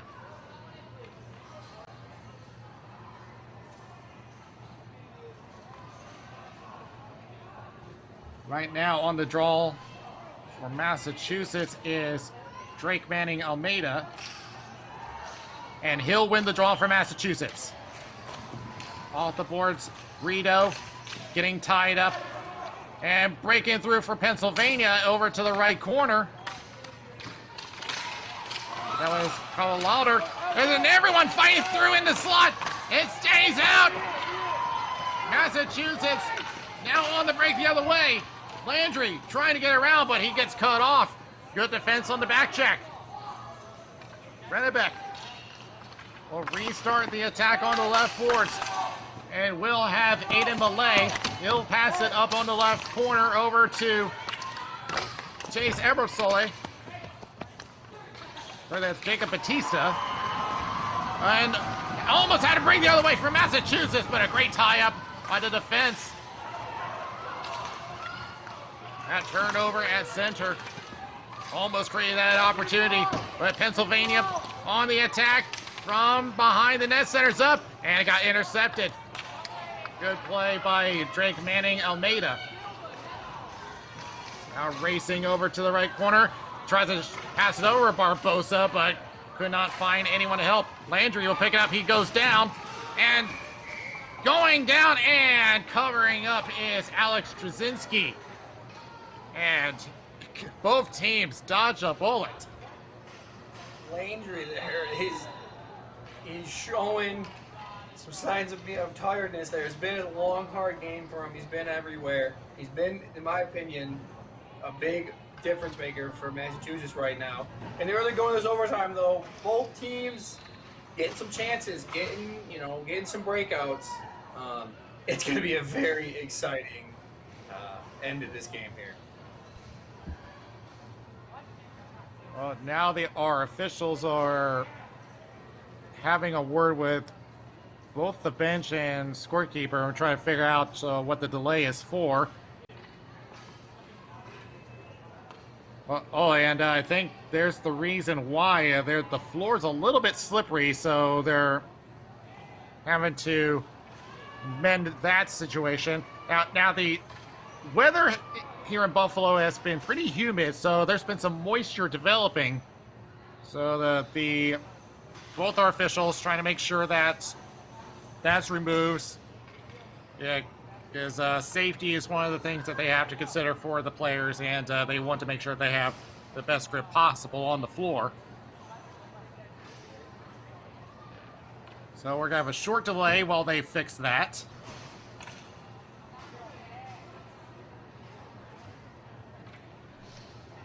And it looks like that they got that all wiped up, and we're going to get back to some hockey.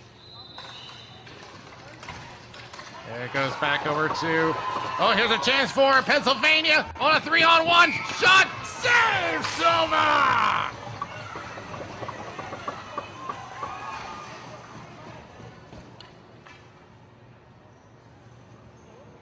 Looking back here, just a quality, run-of-the-mill shot there. Silva cut down a great angle there, did not offer much of that net for him, and it showed by the shot going right into his belly. Massachusetts on the draw, and they will win that draw. But quickly, right back to Pennsylvania, it is Macrelli. We'll pass it over to Nathan Helbling. Circles around for Nick Mattis from behind the net. Massachusetts defense close it in. Nathan Mello was pressuring them. It's right back at the center line.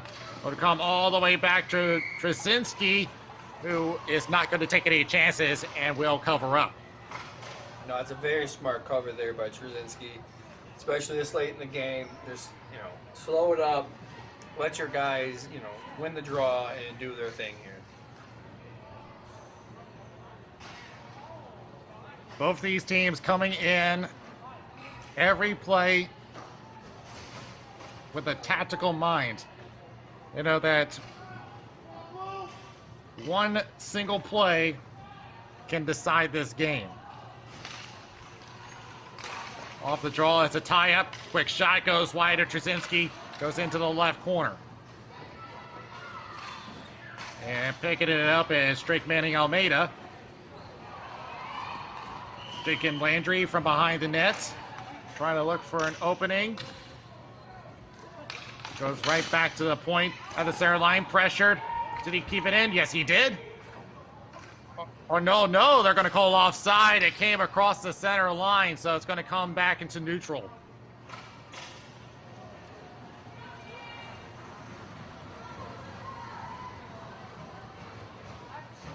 Yeah, it was just one of those things where the Pennsylvania forwards were just putting that pressure on and just forcing them to play that ball behind the line. Drake Manning Almeida on the draw for Massachusetts.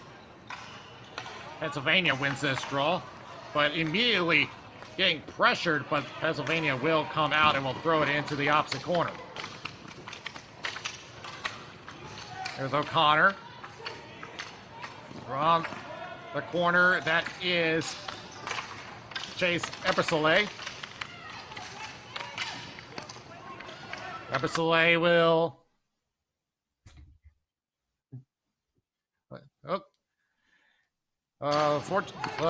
There we go. Here we back over to the Massachusetts territory. And trying to fight each one off, but it will be back over to Massachusetts. Takes a shot from behind. Back on the end boards. Pennsylvania stripped of the ball at center from the boards. Still fighting for control. Shot and just wide of the net coming from Manning Almeida. Tied up on the boards one more time. Escapes. Trying to set her up. Shot and stopped by Trasinski. Behind the net one more time. Shove from behind. And wow. They're going to call that one. They have to every time. It comes to overtime. At any level, I elected them to let the players play a little bit, but you cannot do that right in front of the goal. Two-hand cross-check. That's going to get called every single time. That possibly could be the game for Pennsylvania there. Let's see how their power play, or their penalty kill, handles this. Chase Ebersoleil is the one called on the penalty, and you know the refs, they don't like to be the ones to determine the game, but on something like that, they kind of have to. But now the Massachusetts players are heading to the bench. Now there was one timeout called earlier, which I assume was from Pennsylvania. It would be a good time for Massachusetts to call theirs. Just as or rather, it's Tyler Chase Ebersley or Ebersole. Sorry. Yeah, and just as I expected, a timeout has been called, and why not? Massachusetts has to draw up a play to determine this game. They got 90 seconds to make something on this power play and win this tournament. As we had, that's Tony DeMonico. That's the director of the Buffalo division of the NBHL. So that's a guy who definitely knows a whole lot about ball hockey, especially in the Buffalo area.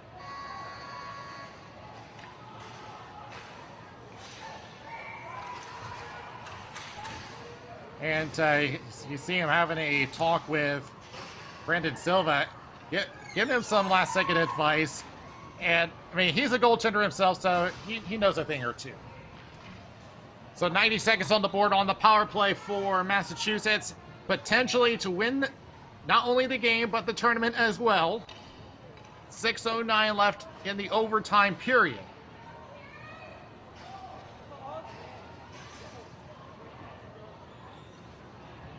Landry taking the draw for Massachusetts.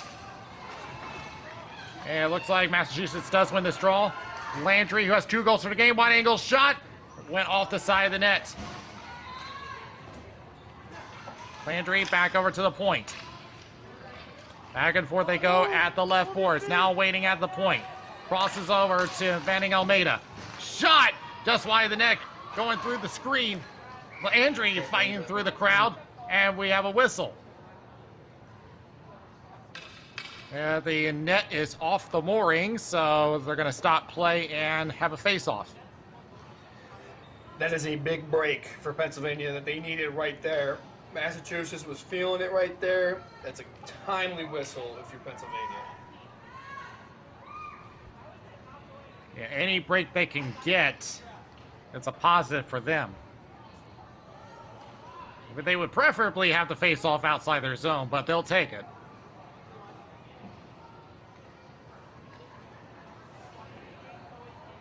On the draw one more time is Landry. He wins the draw and gets it to Barbosa. Yeah, but he has to fight off Dominic Rennebeck.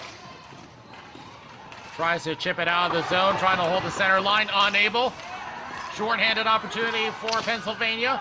Wide angle shot and stopped by Silva. Pennsylvania not going to lay back on here. They're going to attack. Stretch pass from Manning Almeida. And we're going to have a whistle. It looks like it's going to come all the way back. And the momentum swinging Pennsylvania's way, even though they're still on the PK. I am loving this penalty kill from them. They are being aggressive. They're not sitting back trying to play prevent. They're going after the ball. They're getting after it. Created a chance for them on a bit of a breakout there for them. Almost got the goal. I'm loving their style of play right now. PK has been a big part of Pennsylvania in this game. We've seen that all the way back in the first period. And now they have a shorthanded opportunity. As they trying to kill more time, as Kavalader was holding on for the ball for quite some time. And now with only about 12 seconds left on the penalty, Massachusetts only has time for one more attempt. Manning Almeida with a long distance shot wide of the net. Wide angle shot. One more time. Stopped by Trzynski. Rebound attempt. Oh no, he could not bury it. Saxony had a chance. We ain't going down on the boards. We continue play. Manning Almeida attempting to clear, but Pennsylvania with control. They enter the zone and tipped over to the end boards. They battle for possession along the end boards. And they're going to blow the whistle here. Replay here, this save, the initial save, beautiful. He's had trouble keeping hold of rebounds all game, but he's been getting back in position beautifully. The Pennsylvania defense doing their job, what they need to do. Bit of a break there. Number 27 in blue mishandles the ball there. And that is huge for Pennsylvania. And right now, all the momentum is swinging in their direction. Pennsylvania with an offensive zone draw. Massachusetts came close to scoring, but some good defense to help out Trzynski. Pennsylvania with control. There's a shot from the point that is blocked by traffic. Back along the boards. Will pop out. Center shot! Saved by Silva! Back behind the net again. As Pennsylvania threatening again. Trotting all the way down to Shane Zapko. Massachusetts holding on. That is Noah Cordero, but they're going to whistle this one down, and this will stay, I believe, inside the Pennsylvania zone. Looking at the replay and a good opportunity for Pennsylvania here. I'm loving the stand with it, getting quick. He had a little more time than it seemed like he thought he had, but still off balance, great shot, great save by Silva there. And we've been in for a treat in this overtime. 3:30 remaining in the first overtime. Won by Massachusetts. That is Jacob Landry. He has 2 goals for the game for Massachusetts. Shot and just wide of Trzynski. Bump on the boards. Barbosa was trying to hold on for Massachusetts. Pennsylvania attempted to clear, turns it over. Landry gets pressure to the outside. Good double team. Shot from the point, and that goes wide of the net. Now straight to the ball, going down. Had an opportunity on the attack.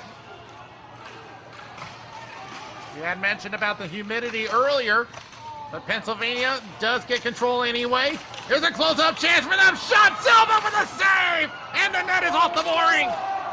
But they're going to continue play. And now they will whistle the play dead. What a great save by Silva there. Just getting to that post and just not giving him anywhere to go. Defense pinching in. Great move and great setup by Pennsylvania, but the defense from Massachusetts really did their job there. Silva getting in position, and it's tough to give an edge to either team right now.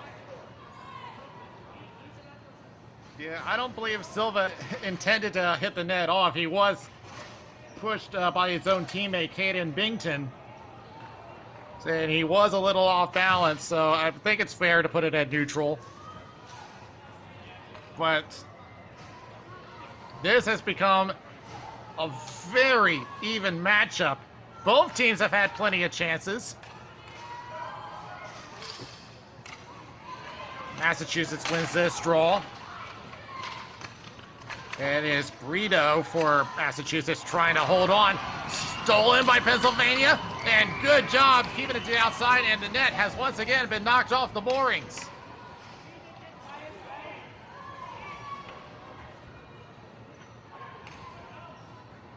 We're going to put the draw on the left side of Silva.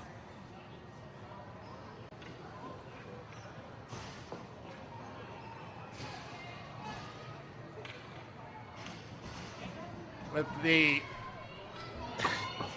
like I said, this is going to come down to one play, whether that be a mistake or a creative play.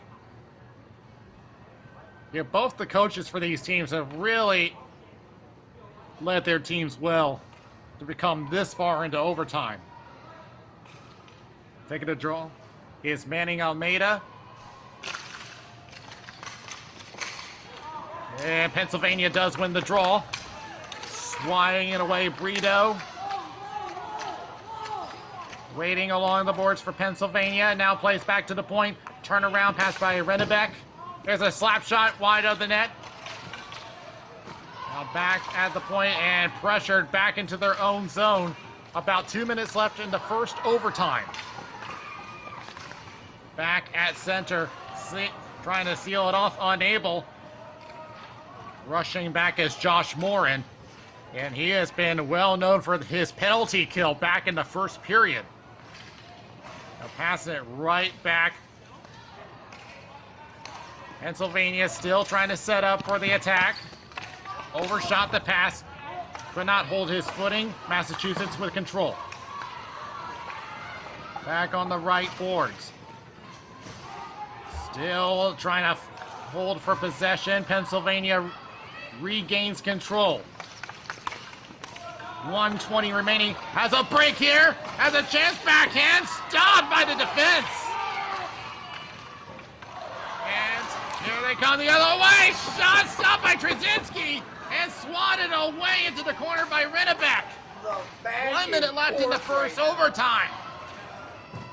Turnaround shot, and that one does not hit the net. Landry, who's looking for the HT. Less than a minute remaining, and back the other way it comes. Massachusetts trying to get it away. And Saxony will play it off the boards, trying to look for a stretch pass, but a little too far, and an icing against Massachusetts. Just coming back and looking at this breakaway opportunity for Landry, and just good look. The defensive pressure from Pennsylvania, that has been the difference maker for me in this game. This will be keeping them in it, is they have been pressuring everything and not letting them get clean shots here. And I'd say the second half of this game, they've been making it a lot harder on them. You can see that save on our Roku channel, Ball Hockey by MVP. In the meantime, Pennsylvania trying to hold on for another attack. Less than 30 seconds remaining in the first overtime. We'll play it back over to Mattis. Backhand over into the left corner. Jacob Batista trying to cross over. Looking for help. Does find Colorado. Shot saved by Silva. They dig in. It's still in there. And the whistle blows. And What a Silva, sequence right there. once again, What a save. holding on. Quite a few things. The move, he put on a good shot. Great save by Silva, but the defense, where is the defense for Massachusetts letting all of those white jerseys get in there and get a whack at the rebound? Number 50's got to be careful. He's got 2 already. Could have got a 3rd there for a little extra. But that was one heck of an opportunity for Pennsylvania, and Silva came up big once again. Pennsylvania has had plenty of opportunities in the third period. They had a rough start to the game, letting go of 3 goals, but they've gotten their footing. Saved by Silva with the pad off the draw!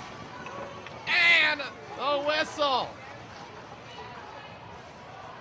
The first overtime comes to an end with a bang. Silva with a pad save to bring this to double OT.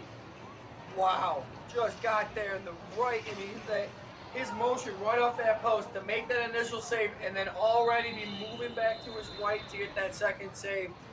He's moved up in the MVP category regardless of how this game turns out, because he has been standing on his head for this Massachusetts team. This has been a game that USA Ball Hockey has been wanting to see in this tournament, and they definitely got it for the championship game.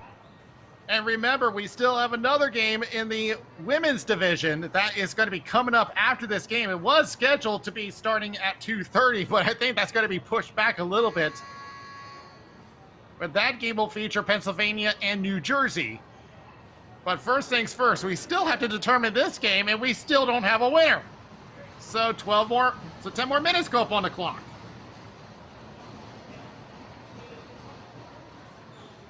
I wish I could give an edge right now, but I really can't, because both these teams are playing great. They're playing like they want it. I wonder if you're getting tired legs right now. Pennsylvania does have a little bit of a deeper bench by a couple players. I wonder if that's going to make a difference for them, and if that can do it. If that's going to play a factor in this. But either way, both teams are on fumes, and it's going to be one heck of a sprint to the finish. You do bring up a good point. The endurance of these guys, they have got to be tired now. How much do they have left in the tank? Who is going to be running on fumes? We're going to find out right now in double overtime. Quick shot from Pennsylvania from Nick Mattis, and that one steered away. Attempted attack by Massachusetts and knocked down by the back check. Getting held up on the boards is Batista. Does escape. Has a 2-on-1 shot and a save by Silva. Batista regains his own shot, getting tied up along the boards by Barbosa. Regaining it again is Batista, and now we'll drop it off. He'll regain. Shot from the outside, still can't find a lane to shoot. Back on the right end boards. Tries to feed in the slot, was looking for Mattis, and it comes right back out. Was looking for Josh Morin, but it will come back over to the Pennsylvania zone. They'll have to reset. Rennebeck was looking for Cohen Necrelli, Massachusetts. Back on the attack, Hunter Lammy will just chip over to the left corner. And chipping around for Pennsylvania is Dominic Rennebeck. He'll just stretch it down the floor, and icing against Pennsylvania. And the player protesting that call, but he's not going to win that argument. looking at a replay here for an opportunity from Pennsylvania. Silva, again, I feel like I sound like a broken record over and over again. It seems like he's getting these one-on-one opportunities, and he stood up to the task every time thus far.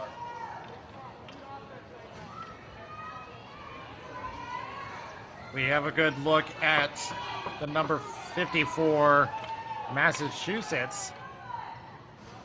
They're setting up quite far back into the point territory.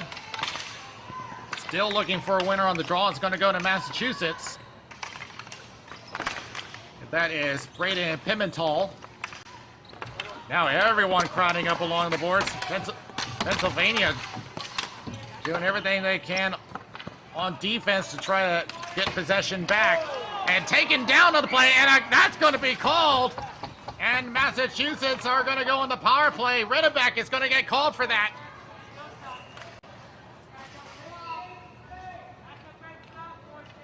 Taking a good look at it here on the replay. It just looks like they got tangled up with their knees there. As it looked, it looked just like a trip. It's going to get called every time. Let's just hope that their power play can stand up again, or penalty kill, can stand up again here in overtime. This is power play number 6 for Massachusetts. And it'd be a shame to see it end on a penalty from Riddebeck here, because he was the one who tied it up late, way back in the third period. Well, he'll have to rely on his penalty kill. They have done a good job this game, but they got to do it one more time to keep their hopes alive. Holding on the boards is Sini. We'll play it to Manning Almeida. Back to the point. Manning Almeida again. Play down low again one more time to Sini. There it is. Passing it right back to the same 3 guys. And now crossover. One-timer from the point. And knocked away by Trzynski. Barbosa back to the point. Crosses back over. And Pennsylvania. Great job onto the fence, and now that they have it, a chance on the attack again, and guess who?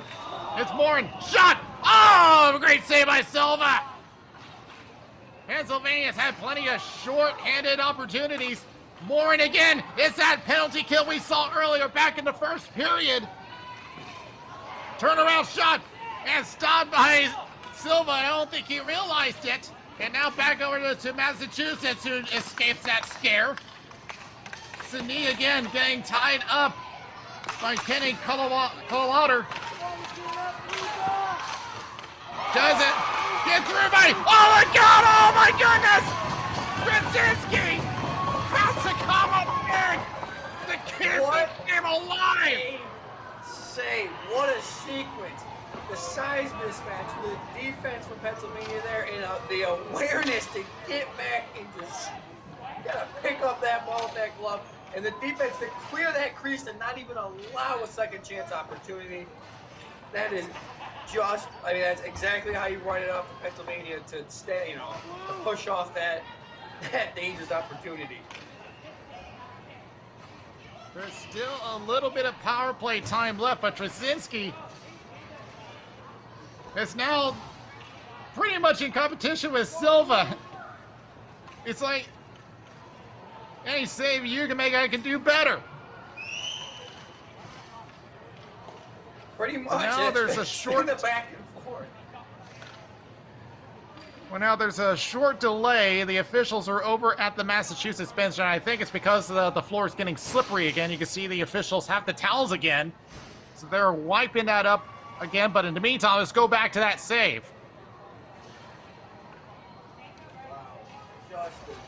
It's one of those where, sometimes one of those things that's an acquired skill is rebound control, and sometimes it just rolls off you and you lose sight of it. And I want to but he kept his eye on the ball. But he kept his eye on the ball. Sorry, go ahead. And yes, okay. Yeah, he kept his eye on the ball. It just made the right move, go in its direction, stay in front of it. That's exactly what he needed to do. Yep. And then as I was getting to, I want the defense. There's a lot of credit there. Shane Capco clearing that crease there. And then number 89, Kenny Calderwalder, staying on top. There was a big size mismatch, but he did not give up. He applied as much pressure as he could to force a shot, and it worked out in his favor.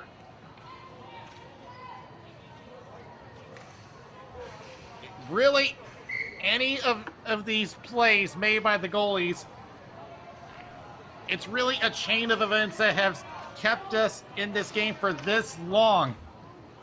6.5 remaining in the second overtime.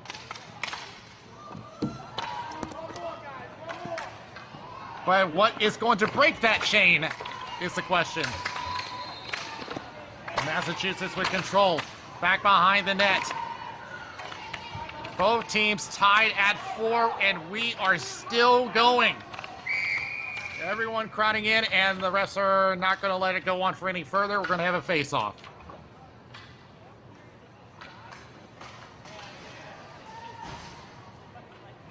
So, like I said, this has been a chain of events.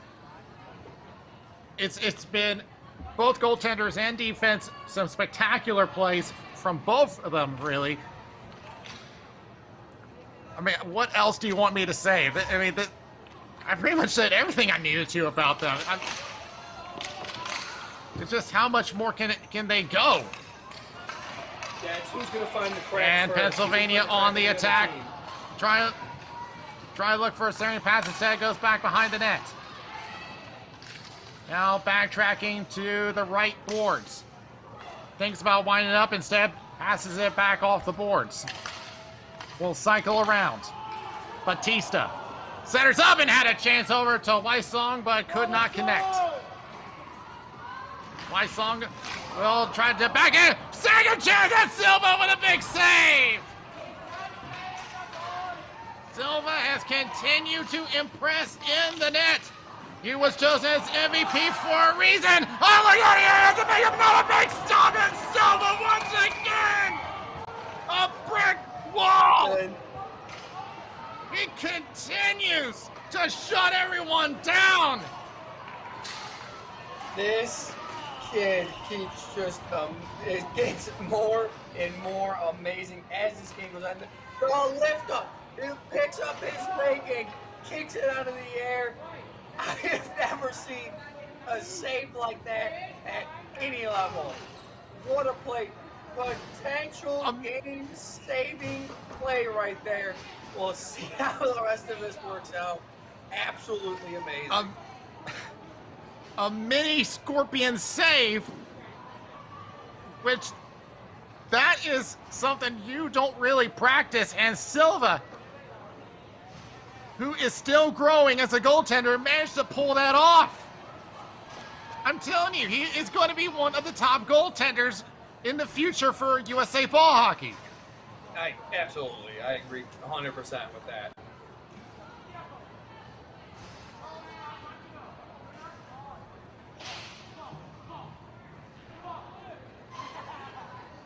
So now they're checking with Silva, just make sure that he is okay, up and running, and he gets his equipment back on. But again, this game still undetermined. Back over to the left corner. Tied up Massachusetts with control. They have got to be running on fumes by now. They have played on for so long. Tries to turn around, pass, takes a stick, and Trzynski has to make a cover up, and Corderio had to take quite a bit of lumber to get all the way to him. Yeah, it looked like they got away with a bit of a slash there. But both this Pennsylvania team's getting mighty aggressive. They got a pretty sizable line out there. A lot of big bodies out there. Let's see if they can turn that into a goal. Face off in the Pennsylvania zone. Still looking for control. Massachusetts with a shot in. That one just goes wide to Trzynski. Slap shot, another stop by Trzynski. Massachusetts starts to threaten again, but here comes Pennsylvania. It is Mistrick. He gets stripped of the ball in the back check. Massachusetts back on the attack. Wrist shot. That gets blocked by the defense. And little indecision there. But they decide to let it play. Rennebeck will find O'Connor. Taking it out to the left side. Backhand. Stopped by Silva. And Massachusetts get away from danger. Back over to center. Stripped by Rennebeck. Massachusetts still with control, though. Trying to enter the zone. Still can't get in. Tries to chip it in. That's really the only thing they can do. All of a sudden, Pennsylvania has now held down the fort at the blue line. Rennebeck, stretch pass. And this is going to come all the way down. Icing against Pennsylvania.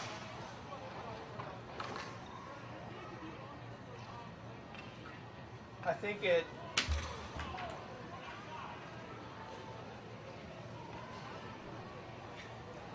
is safe to say we are approaching on longest game in ball hockey history soon here.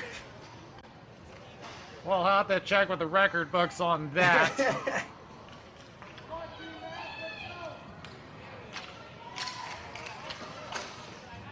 Well, it is going to be a shot on net, and Drzezinski will just cover up and take another draw.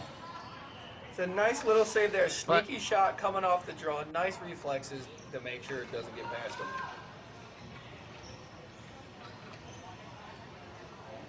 And I'm noticing our Twitch chat is making reference to the MMA fighter Anderson Silva. You kind of wish that it would be amazing if he did play as a goalie. Here's a shot just wide of Drzezinski. And Pennsylvania come out with possession. Zapko tries to chip it in, and it goes off the end boards. Trying to look for Aiden Malay. Crosses, was looking for a one-timer, was broken up. Kept in, shot from the point, and that is tipped high in the air into the corner. Holding on for Pennsylvania is Collewalder. Back to the point. Turnaround pass, could not find anyone to pass to. Massachusetts back on the attack. We're approaching 3 minutes left in double overtime. In one of the longest games we've ever had. Back into that corner, Pennsylvania, Massachusetts still trying to get that tournament-winning goal. Trying to pass it across, can't find anyone. Kept in at the line by Barbosa. Barbosa waiting for an opening to pass to. Decides to lift it. Can't quite get it down. Here comes Pennsylvania the other way. It's David Reed. Centers up. Shot saved by Silva. And it goes to the left corner. Setting up one more time. Shot. And stopped by Silva. Looking back at these replays, I think you're starting to see some tired legs on Massachusetts here. Pennsylvania's getting a lot more uncontested shots. But the good news for Mass is they have a brick wall in Brandon Silva back there for him, who's been standing on his head this whole game, is the difference maker right now. But I think the tired legs are starting to show as Pennsylvania starting to take control of this. Tie up on the draw as Massachusetts has to take a draw in their own zone. Goes into the corner. Nick Mattis for Pennsylvania getting tied up. Now double team coming in for Massachusetts. Pennsylvania still with control. Jacob Batista looking for help. Tries to go for the point. Does find one. Dominic Rennebeck goes over to the corner. Will find Mattis. Centers up. Shot, and that's blocked by traffic. Shot coming from number 15, Cohen Nakrelli. Now they'll cycle again. Backhand pass. Below the goal line. Wide open shot and trying to tip it on, but Nakrelli could not bury it. Back over to the right corner again. Mattis with less than 90 seconds left in double OT. Batista centers up. Oh, that one almost went in. That one got swatted away. No goal is the call. Where did that one come from? Looking at this replay, beautiful setup by Pennsylvania here. Just create an opportunity up front. Silva getting right in front of it. Lost track of it for a second, and that Massachusetts defense coming back to life a little bit, clearing that ball out of the crease. Jacob Landry was right there to bat the ball away. Remember, he came in with 2 goals and an assist. So he has really switched from offense to defense now. He's been an all-round player. And now Massachusetts back on the attack, but Pennsylvania regain. Batista tries to chip into the neutral zone, unable. Massachusetts on the attack. Try to set her up, interrupted by Rennebeck. It will be chipped over to the left corner. Mattis will play back over to Necrelli. From the left circle, drops it off. Batista trying to look for a lane. It's closed off. Back behind the net, 40 seconds left in double overtime. Centers up, no one available. Back over to the left corner. Massachusetts trying to clear out for control. Here they come. Trying to develop a chance, trying to get away from the defense. Gets a shove. And Rennebeck with a good defensive play to take away that opportunity. And now we'll center up for Pennsylvania. Shot just a little wide of Silva. Right corner. Tries to shot Silva with another save. Back behind the net. Tries to spin it across. Oh, Silva! That's it. Where is it? No goal. Silva has it under him. Wow, you can see that shot there. That ball just in front of the net. What an effort. Just trying to roll and stop it from going in. What a save. And look at the crowd behind them. They can't believe it. 2.6 seconds left. And that will definitely be on our Roku channel, Ball Hockey by MVP. Be sure to check that out for the highlights of this game and everything else in this tournament and others. 2.6 seconds left.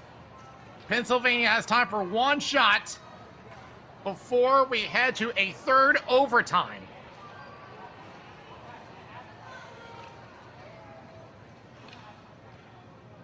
The officials giving instructions.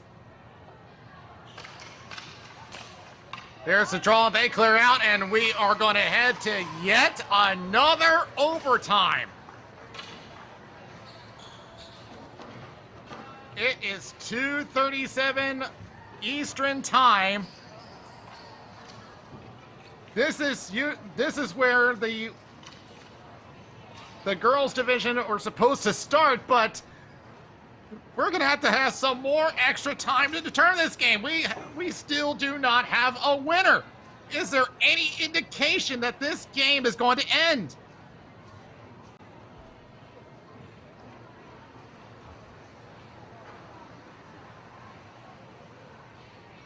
So with all that, a third overtime coming up. They have played for a total of 56 minutes. And they have to play for much longer. And I'm looking at the Pennsylvania bench.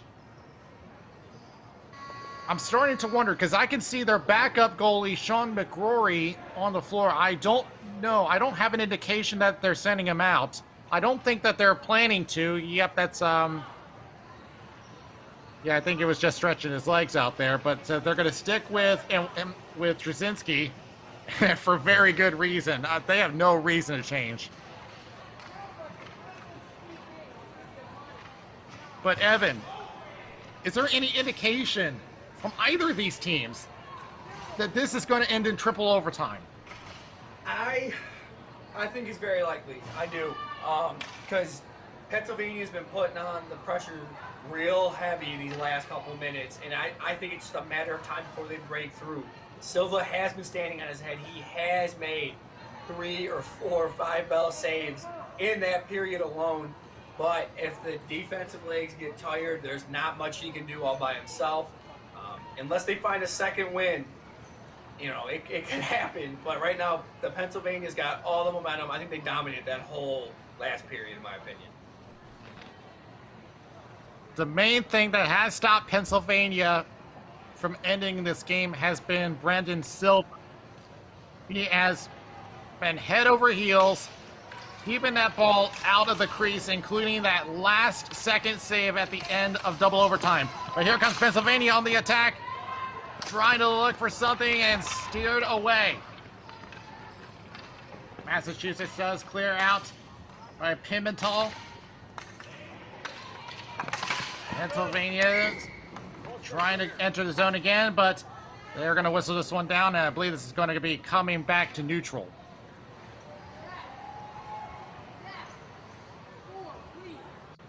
But this has been, I'm sure that this is not the longest game on record. We have to go into the record book for that, but definitely one of the longest games that I've covered, I can say. But here comes Massachusetts on the other way. It is Manning Almeida coming wide on the left circle. Now he'll backtrack. Turnaround shot. That gets blocked. Back out into neutral. And Sini will have to play it off the boards and wait for his team to tag up. He does. Pimentel will take it over to the end boards. Will be cut off by David Reed. He runs into traffic as well, but does escape. Reed on the right boards. Centers up. Could not handle the pass. But does, well, he had for Malay. But here comes a breakaway for Massachusetts for the game winner. Oh, he never got the shot off.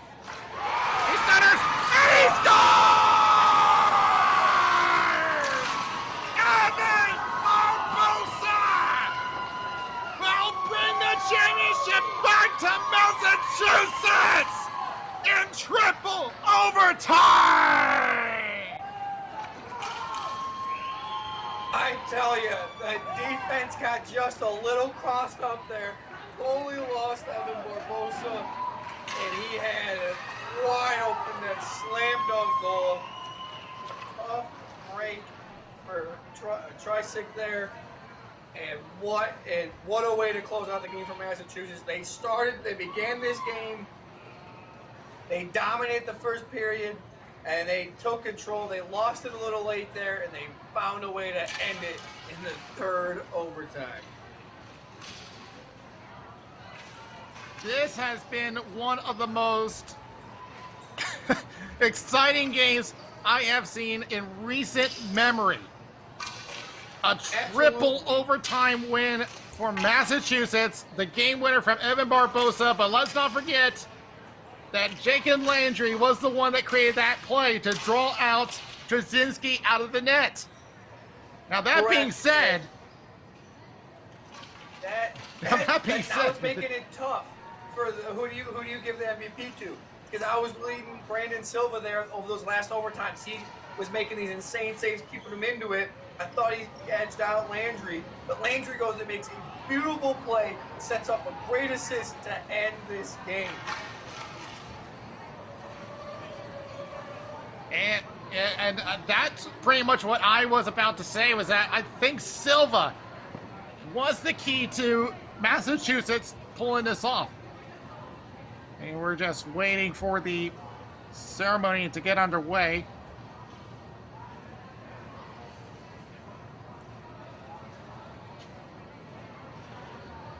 But yeah, I do have to say that my pick for MVP would have to be Brandon Silva. So the award ceremony is about to get started. So we're just waiting for the indication.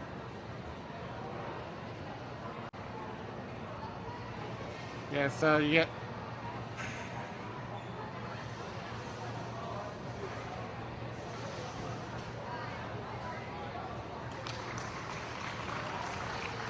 That is Steve Gregory, who you see in the middle of your screen.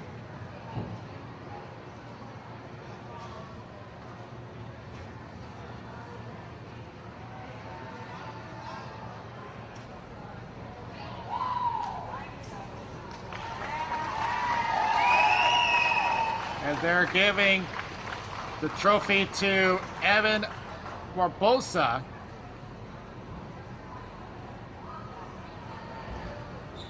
So I believe that's who they chose as MVP for this game anyway. 3 points, 2 assists, and a goal. He was a huge factor on this game. And as with all games, they do pick an MVP from both teams. So they're going to choose one from, I believe they were going to choose one from Pennsylvania, if I'm correct. And yep, they have. Oh no, they're giving their medals, but they will announce who they choose as MVP for Pennsylvania. But they are going to give the silver medals to every person. That is backup goaltender Corey Colliwater, who's been a big contributor to this team. They're definitely more noticeable on it. Offense, McDermott. Zapko has been quite involved on the forecheck, backcheck. Renneback, definitely a big contributor to their team. Batista. Wysong. Ebersole. You can Mistrick. tell how much this is hurting this whole team. Just about every player I've seen on this Pennsylvania team walking away has taken off their medals almost immediately.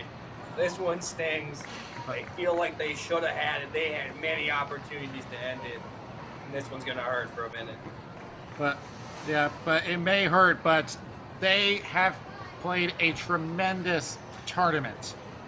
It was not the result they wanted, but there's definitely a lot of people at USA Ball Hockey that has got their eyes on these players, especially Alex Straczynski, who has done everything he could to carry his team.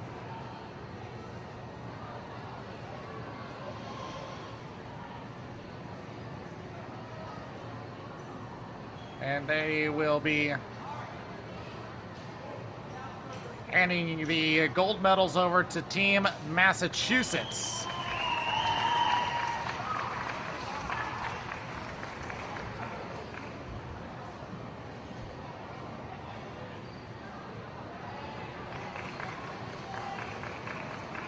Let's see who they call up first, and not surprisingly, Brandon Silva, who has been a spectacular goaltender, not only this game, but the whole tournament. I'm sure we'll be seeing him again very soon. Absolutely. He's got a bright future in ball hockey. We take a look at the rest of the players coming in. Binnington, Hunter Lammy,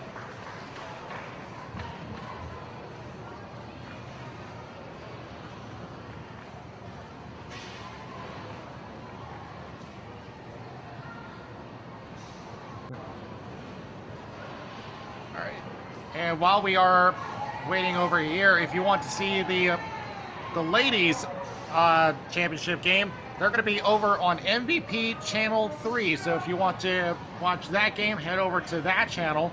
We're going to be finishing up here with the award ceremony, and we'll be covering them shortly.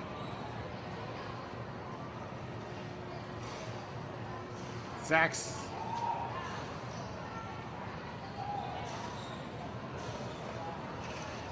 Yeah, there's Jake and Landry, who has scored 2 goals, 2 assists.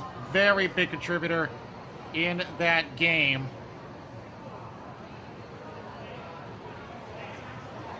I mean, he was definitely a contender for MVP. He made a great case for it. But we definitely personally believe that Brandon Silva's performance was the one that helped this team get this far. As Steve Gregory is now about to award the second place trophy to Team Pennsylvania.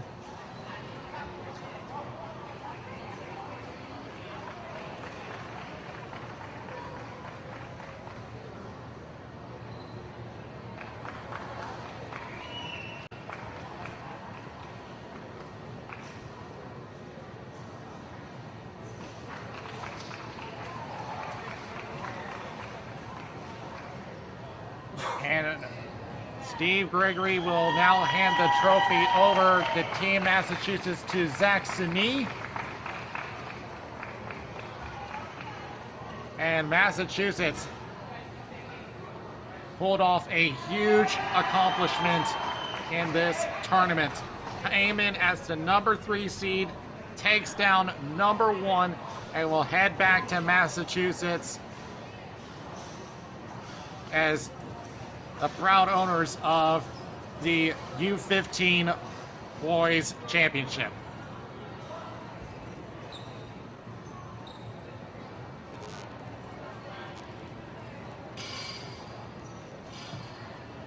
So as far as this game, we are done over here, but we will be heading over to we're going to be taking a commercial first, and we will be back shortly. Ball Hockey is now on Roku. Now home of the new TV channel for ball hockey fans, Ball Hockey by MVP, containing dozens of ball hockey games, old and new. Championships, tournaments, classic showdowns, historic moments, and even some rinks like Pisa, Orlando, and Michigan ball hockey. They even broadcast games live. Need to see a replay or catch up on the action? Use the Roku remote to rewind and fast forward. No phone or computer needed. Just turn on your TV and click on the channel. With Roku, you can also get Netflix, Hulu, YouTube, and more. Tell MVP what games you want to see. Only on Roku. Black Biscuit is a hockey company that specializes in team uniforms and apparel and is based in St. Paul, Minnesota. We've been working with teams throughout Minnesota and all around the world. If your team or association is looking to update your uniforms, then let our all-star design team show you what we can do for you. Our slogan is made for misconduct because our uniforms can take a punch. From jerseys, socks, and shells to team apparel, there's almost nothing we can't do. If you can imagine it, we can design it. Visit our website, Black Biscuit Hockey, and check out our design vault for inspiration for your next uniform. Need a company that checks all the boxes? Outstanding design, quality product, great customer service, and timely delivery? Call us at 855-978-6888 to see what the Biscuit team can do for you. Black Biscuit. Black Biscuit. Black Biscuit. Made for misconduct. Don't risk it. Go Biscuit.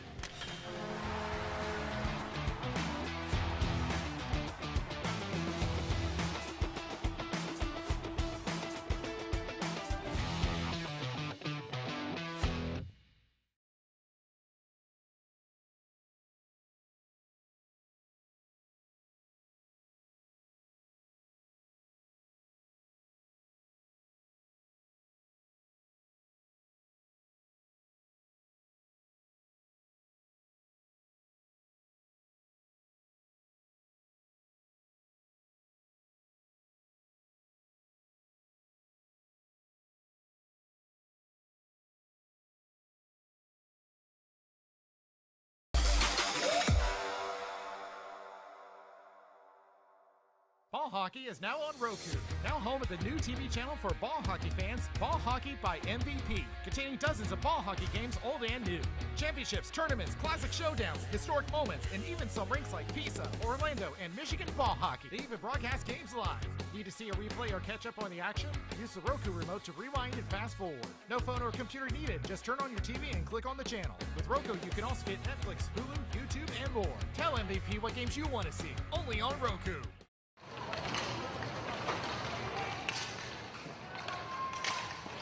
We are back here in Buffalo, and what a game that was.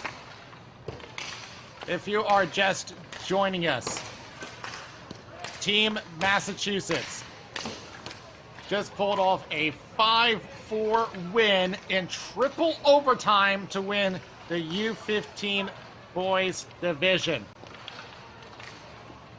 And that is going to go down as one of the instant classics. And if you want to see that and other games from the tournament, and as well as other content for ball hockey, you can see all that, including this game-winning moment on the Ball Hockey by MVP on the Roku channel. And that's definitely a moment they're never going to forget. So, Evan, after all that, anything you want to close with that game?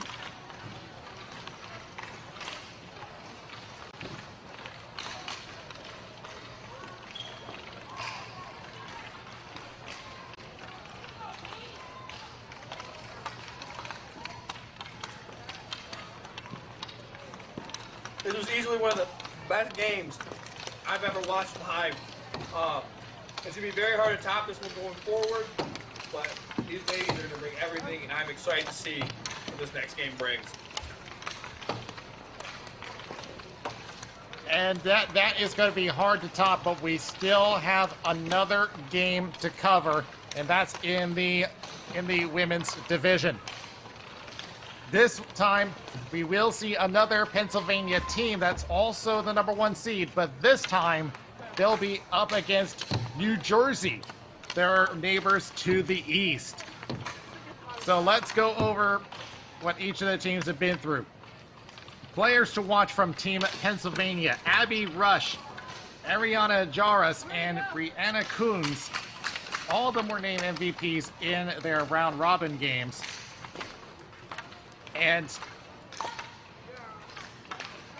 Abby Rush has definitely been the name that I have been watching for Team Pennsylvania. Team New Jersey, you have Jenna Gray, Gwen Vance, and Ace Higgins. I gotta say, I like that name. Jenna Gray has been named MVP twice in the whole tournament. So watch for those players on Team New Jersey. But after what we just saw here, Team Pennsylvania, after seeing that triple overtime win from the boys division, you think that it's got to give them some motivation to bring back the gold to Pennsylvania for them. Yeah, I do. I think that, you know, as you alluded to at the beginning of that first game, it's the whole state. It's not just the city or one team. It's the whole state of Pennsylvania. And those boys put out a great effort. They were so close so many times. So I think that might give the girls just a little bit of a boost to want to go out there and, you know, bring back their own championship and bring back something for Pennsylvania to celebrate. Well, for Team New Jersey, I think they're going to be in good hands because their head coach is definitely a name that I am familiar with. Jason Kelly, who is the director of the Philadelphia division of the National Ball Hockey League. So he definitely knows a thing or two. He knows how to get his team going, and I think you can see him in the frame on your left. But Team New Jersey, I think they're going to learn a lot from this guy.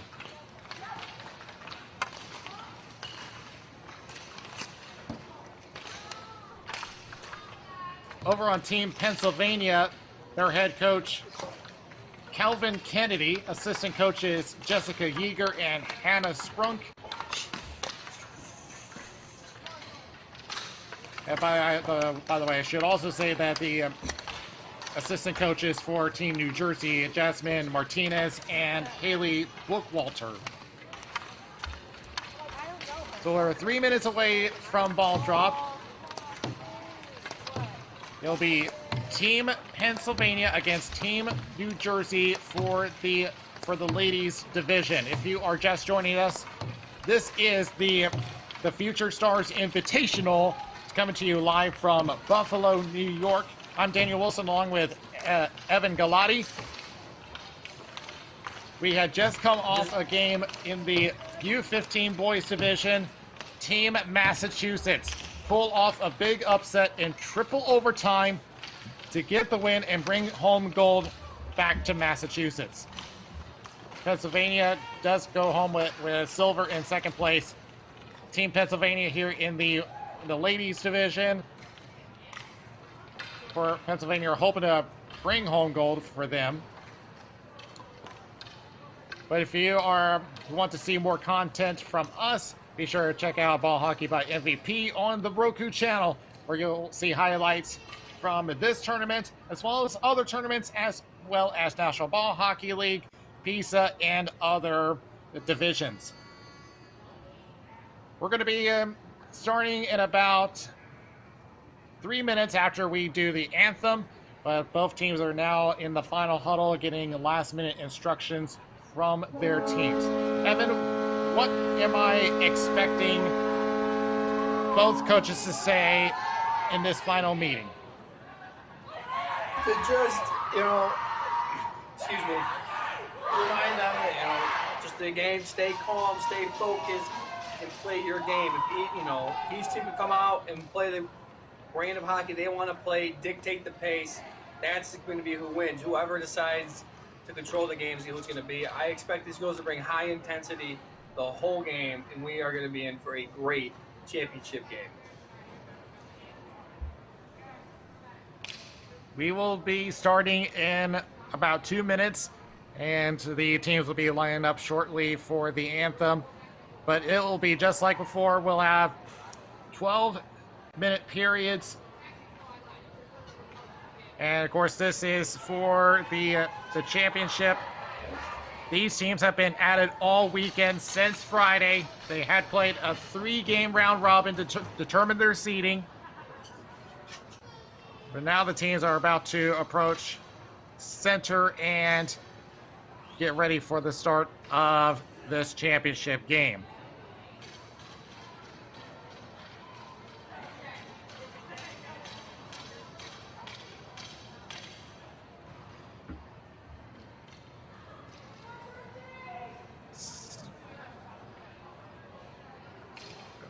Well, it looks like that they're going to go straight to the game. Just a quick last-minute reminder, we do have New Jersey in the white jerseys and Pennsylvania in the blue. So unlike the last game where Pennsylvania was in white, they're going to be wearing the blue jerseys this time. And they're just making final preparations in the rink before we get started. But we see on the floor for Team Pennsylvania,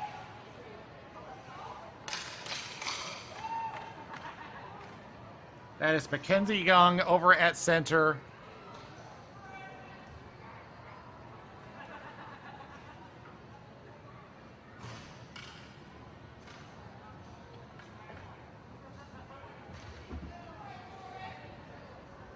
I'm curious to see how these the rink conditions are going to hold up, because as that as that the U15 boys championship game went on, it got slippier, more and more slick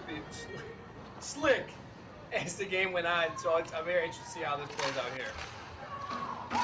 And we are underway in the ladies division between Pennsylvania and New Jersey. Pennsylvania starts off with control, but immediately swatted out of play. And only 5 seconds into this game, and we are underway.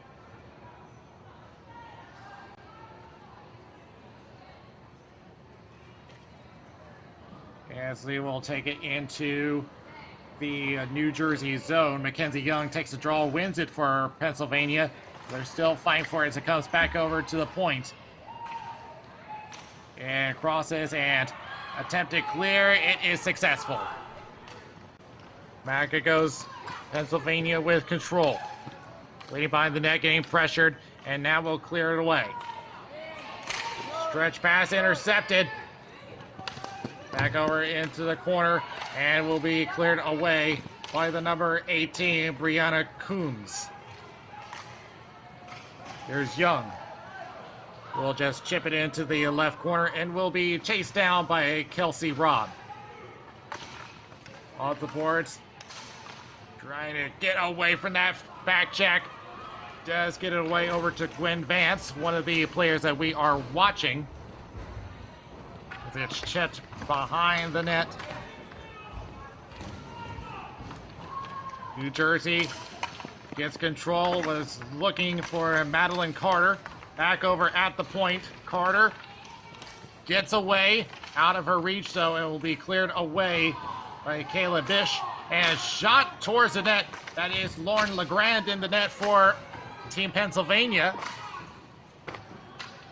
And clearing out, attempting it was Ariana Jaras. Throws it across the net. Again, fighting for control is Madeline Carter. And getting double teamed along the boards. Attempted shot and stopped by Legrand.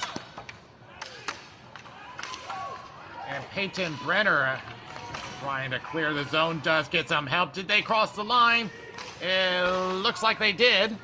So Team Team New Jersey has to tag up. And passing to herself, it is Ariana Jaras, but it is going to be forced to the outside. Jaras getting pressured, still can't find a way around, and now goes back to the point. And was raced for a moment, but it looks like they were staying on side. That was over to a Ferry Riding. Emily Vortek with a shot on net and stopped, and we'll have a face-off. That is the number 16, Semra Alabalrada. Try saying that 5 times fast.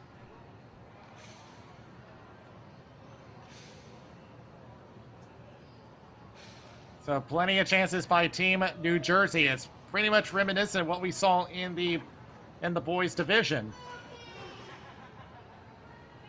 And in the early goings here, not much of an edge given either way.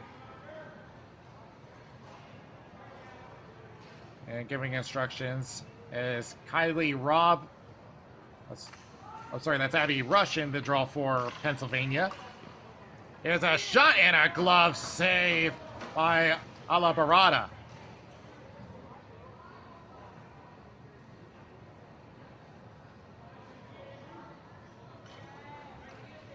Yeah, good snapshot on that draw from Abigail Eberlein. As it will take another draw over to the right circle. Abby Rush will take the draw for Pennsylvania. It'll be shot into the left corner. Gives a centering pass, and that goes off a body. It will be cleared all the way back into the Pennsylvania zone. It will be swatted back over to center. Abby Rush was trying to break through, but it goes right back over to Brianna Coons. He'll be back over to neutral, and Pennsylvania back in her own zone, and we have a whistle. Yeah, I heard icing called, so it looks like it's going to come all the way back to the New Jersey zone.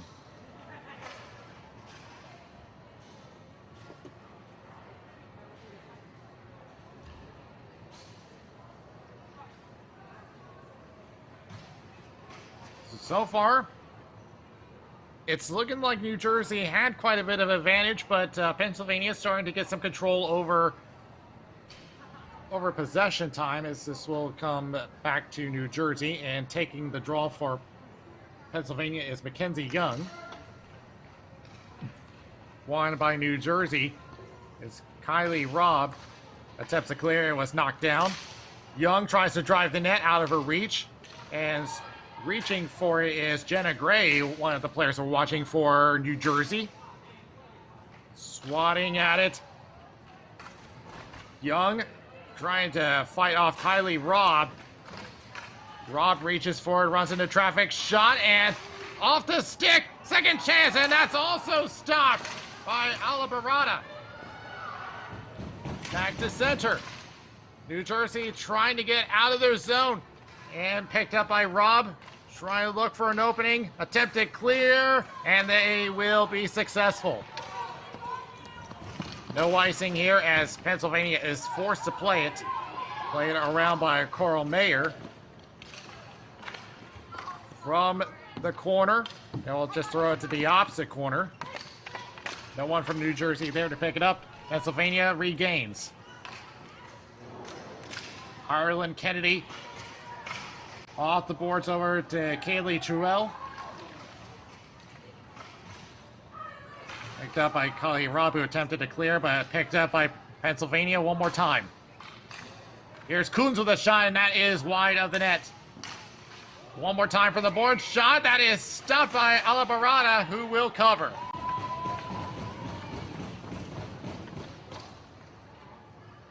Getting a replay from a while back. Looking at it, good chance from Pennsylvania. Getting 2 good looks at the shot.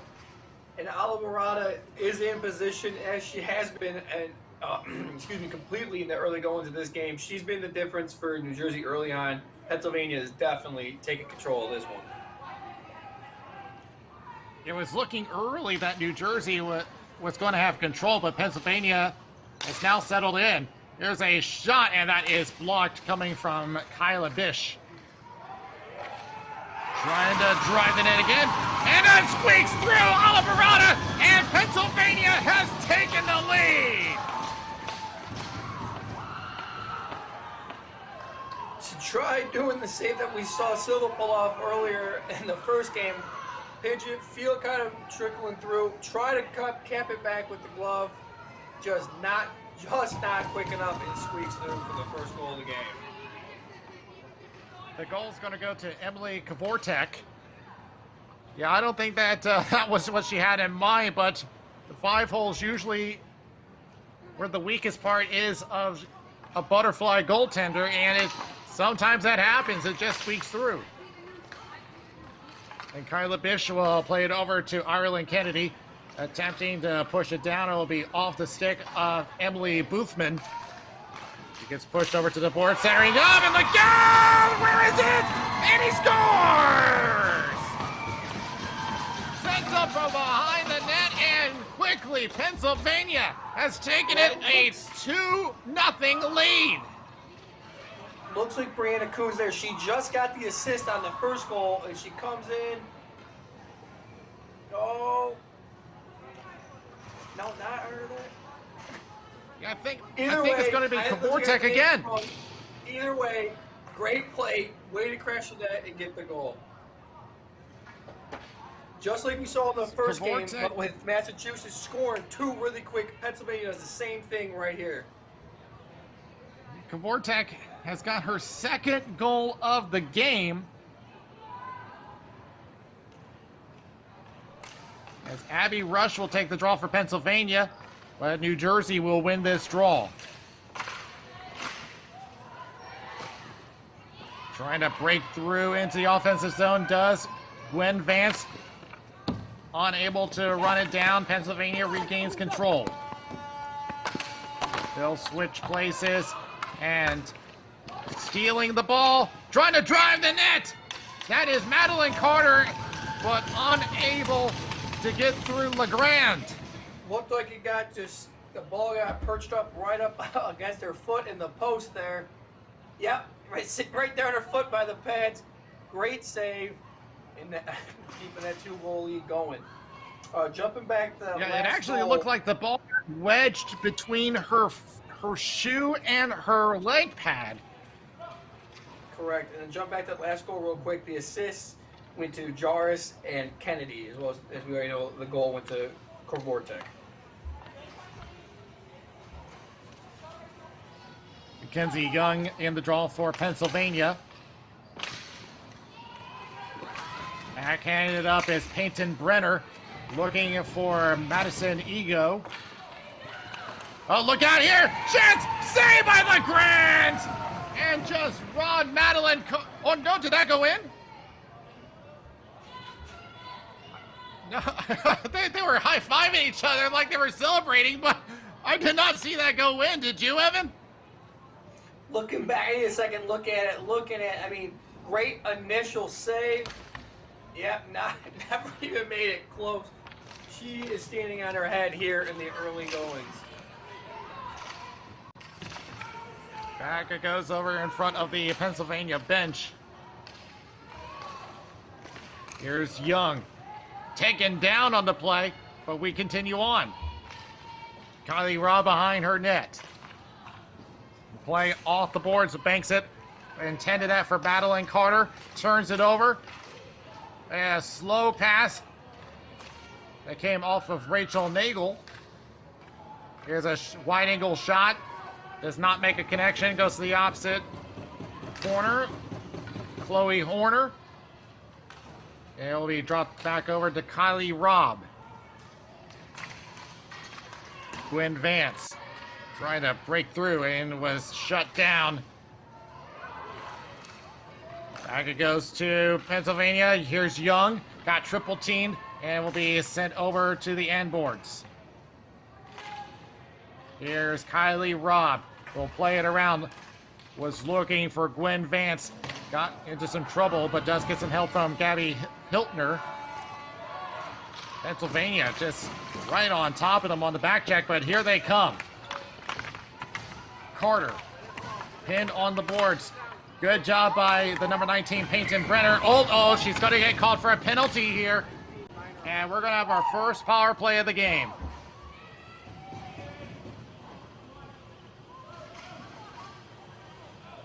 Look at the call. I don't know if they called it a high stick there.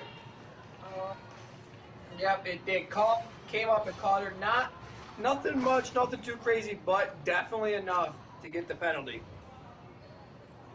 Yeah, it's just one of those things, but that stick makes contact with the head. You're going to go to the box, and it's going to be Peyton Brenner called for that. And as you can see, we're settled right by the river as we got a whole little party boat coming through. Well, someone's definitely going to be partying at the end of this game.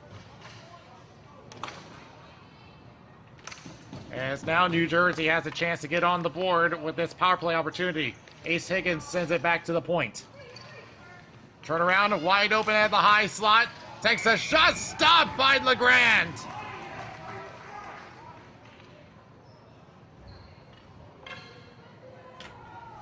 So already LeGrand's looking confident in the net. Just one step at a time for New Jersey to get back in this game on this power play opportunity. Ace Higgins on the draw. Up against Abby Rush. Higgins wins the draw and plays it back over. And look out here, and almost turned into a 2-on-0. And a shot on net. And a little indecision here, but Alda Barada not taking any chances and has to take a draw in her own zone on the power play. Freezing the ball there was definitely the right move because she was, number 7 in blue there, was pressuring hard, and she couldn't have made them pay if given the opportunity. Ariana Jaras was the one pressuring them, and here she is with a shot, and that gets blocked. Over to the right corner will be picked up by Kylie Robb on the right boards. Gets around trying to pass to herself, getting chased by 2 blue jerseys, and will be rushed over into the end boards. That is Brianna Coons pressuring them on the PK unit. Trying to push it right back out, back to center. Winds up with a shot wide of LeGrand. New Jersey still has possession with time winding down on the power play. Amber Powell tries to send it across. Will find Jenna Gray. Passes back behind the net. No one available for her. As the penalty is about to expire. Here's a shot, and that's stopped by LeGrand. Here's Young. And taken down on the boards. So far, no call from what I can tell. Oh, yep, they are going to call it. We'll just to verify if that is a penalty, because, I mean, she did get shoved on the boards, but let's see. Nope, no, they're saying no.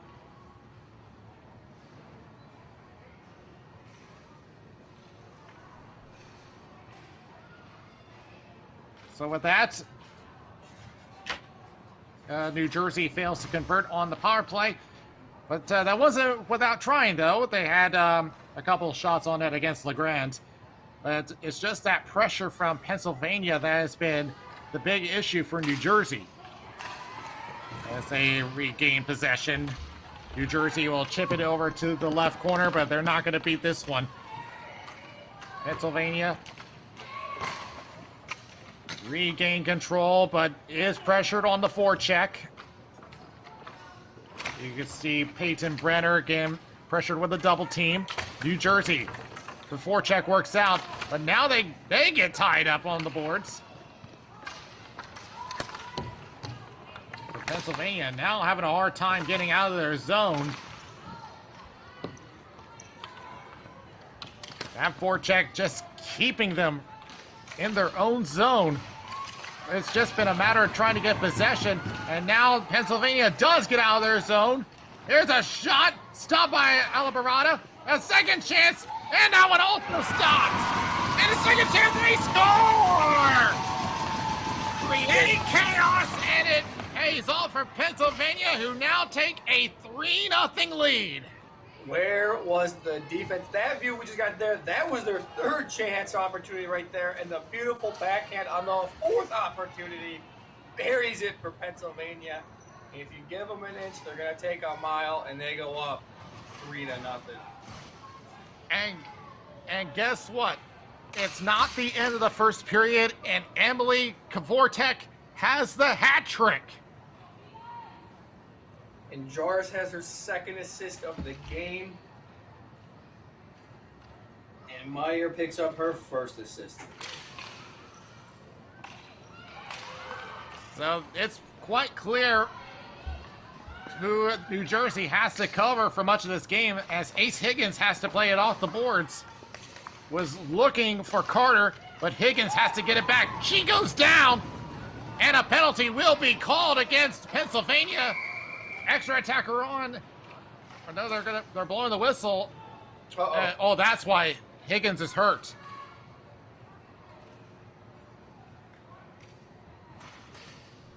Let's get a good look at the replay here. What had happened? Going through the middle, just tripped up. Oof. Hit the ground hard.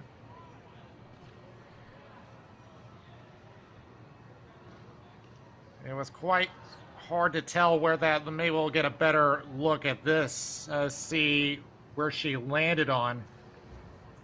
Ooh, right at. Looks like her right knee was what made first contact, and that'll hurt. But it looks like she got up on her own power, sprung right up. Let's hope she's okay. Well, the good news is that she's standing, but we'll have to wait and see. You see Coach Jason Kelly up and checking on her. She is walking on her own power. Ace Higgins was an MVP from one of the earlier games in the round robin, so that would be a big loss to them. But the good news for New Jersey is that they will get a power play, and a much needed one.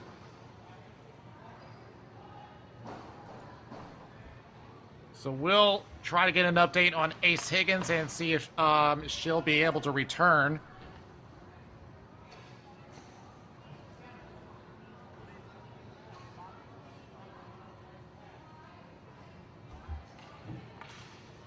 Right now the indication is that the face-off's at center and not in the Pennsylvania zone.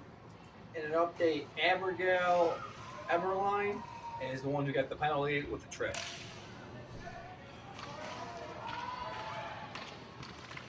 New Jersey does win this draw, but they turn it right back over. And uh-oh, she's going to get called for that one. That was clearly a trip, and there goes the power play right there. In the blink of an eye, you go to get, it has a good chance for Jersey to get right back in the mix, cut the lead down to 2 goals, and they lose that power play in the blink of an eye. Good news is they don't go down, they don't go on the kill, so it opens up a lot of ice, and I'd be interested to see if anyone can capitalize here. Yeah, that's very unfortunate for New Jersey. They had an opportunity, and just like that, it goes away right there. But they are going to play 4-on-4 for a while. Taking a draw for Pennsylvania is Ireland Kennedy. And almost had an opportunity there, but New Jersey does get possession. Maybe extra room was what they needed, because they had been gasping for air as far as possession time, and they just kept getting pressured. As it is probably Rob and Peyton Brenner. And look out here, quick shot on net, unexpectedly on LeGrand. As they will now race down into the New Jersey zone. but they are going to call an ice here. It is even strength, so I'll come back over to Pennsylvania. On that icing real quick, so jumping back to the penalty, it was on number 99, Amber Powell, and the official call was a check.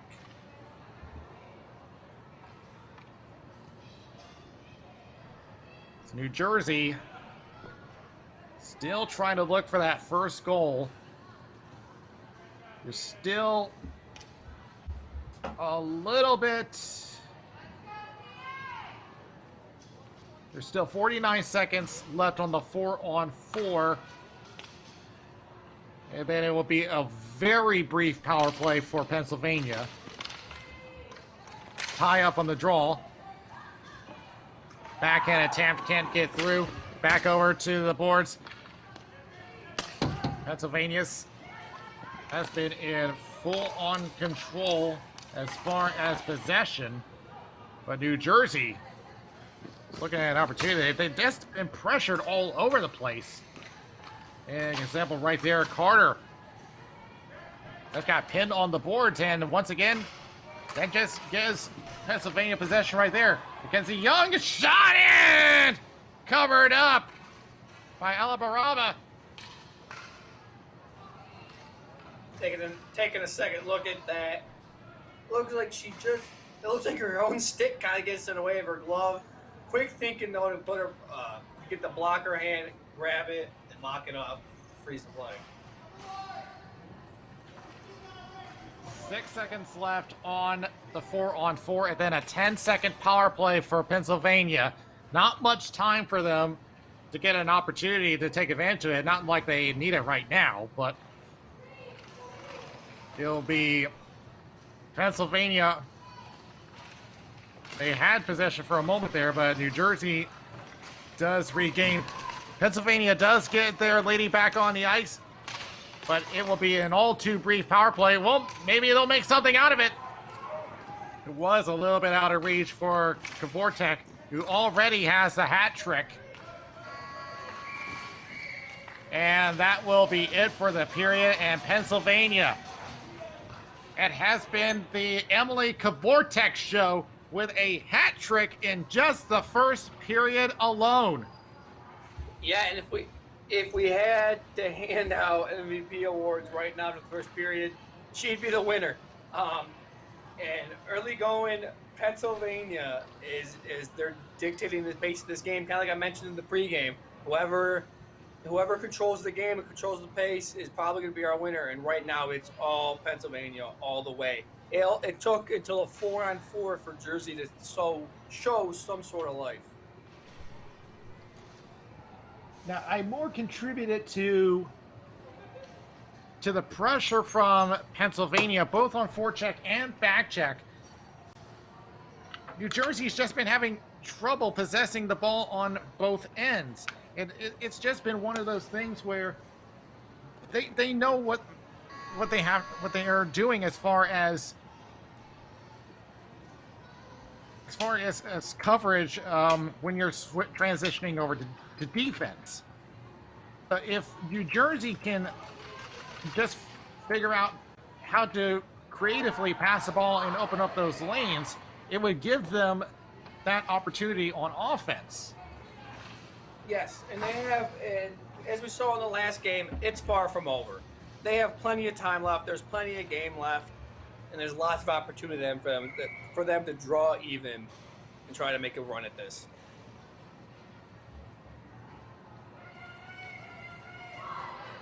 So the teams will switch sides. Another 12 minutes on the board. And I can only imagine what else we might see from Emily Kvortek coming up. I mean, scoring a hat trick in just one period, that's something. But how can you top that?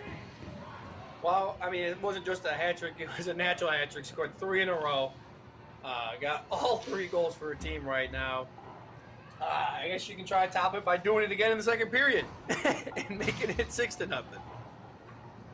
There's only been a very few that have ever scored a double hat trick and that's among all levels. It's a very rare occurrence. But we're getting ahead of ourselves, so we still have 2 periods to go. As we get back underway, Pennsylvania with control. And you see Ariana Yaris. Back and forth they go, and Yaris passing it over, was looking for Ireland. Kennedy got interrupted. Back over to the point. Shot is blocked. New Jersey back on the attack and had possession for a moment, but is sent right back over to the number 8, Kylie Robb. Here's Carter, who will play it off the boards. Was trying to chip to herself, but a little too far ahead as Coral Mayer sends it right back. Kelsey Robb centers it up, was looking for Gwen Vance, who was unavailable. Madeline Carter trying to set her up, could not find anyone. It was interrupted. It's like I said, it's that pressure from Pennsylvania that's been contributing to New Jersey's troubles. Carter now trying to get around Coral Mayer. Here's an attempted shot and could not release the shot, as this will be whistled down and we'll have another draw.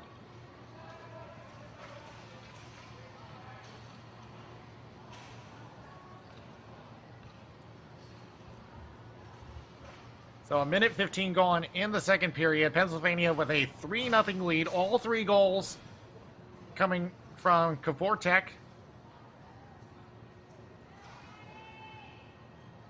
And taking a draw. And it's good to see that Ace Higgins is back on the floor after that injury. She takes the draw. Is unable to hold on to it. Pennsylvania attempts to clear. Unable. Jenna Gray trying to get something for New Jersey, but here comes Pennsylvania the other way. Attempted shot just off the stick of Ala Barada, who just temporarily lost her stick. Now fight for control between Sophia Fiore. Pennsylvania just continue to dominate on both possession and pressure. Mackenzie Young on the right corner.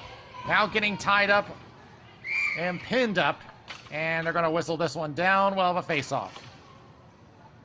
Great use of the body there, not drawing a penalty, not getting too crazy, but slowing them up and not letting them create an opportunity.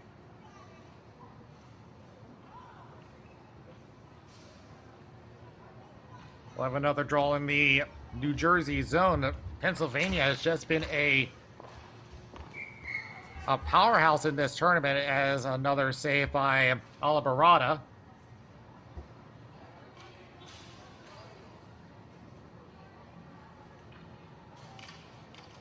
They will try again. Higgins on the draw for New Jersey. Gets tied up.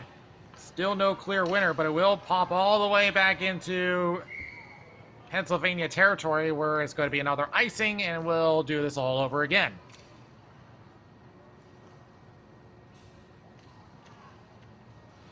Well, one thing that we have not mentioned, there are 3 divisions in this entire tournament.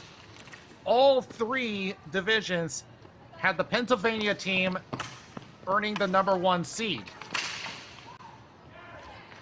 As Pennsylvania tries again on the attempt, but knocked right back down. Big bump by Higgins, who will take possession. Passes left. Left the ball behind on the boards. That was Jenna Gray. Tries to draw back for some help from Fiore.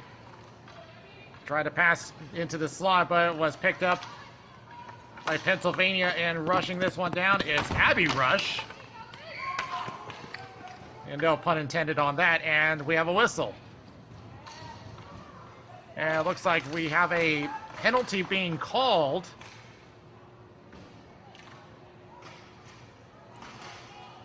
Try to see who it is. Looks like it's going against New Jersey, and it's Ace Higgins.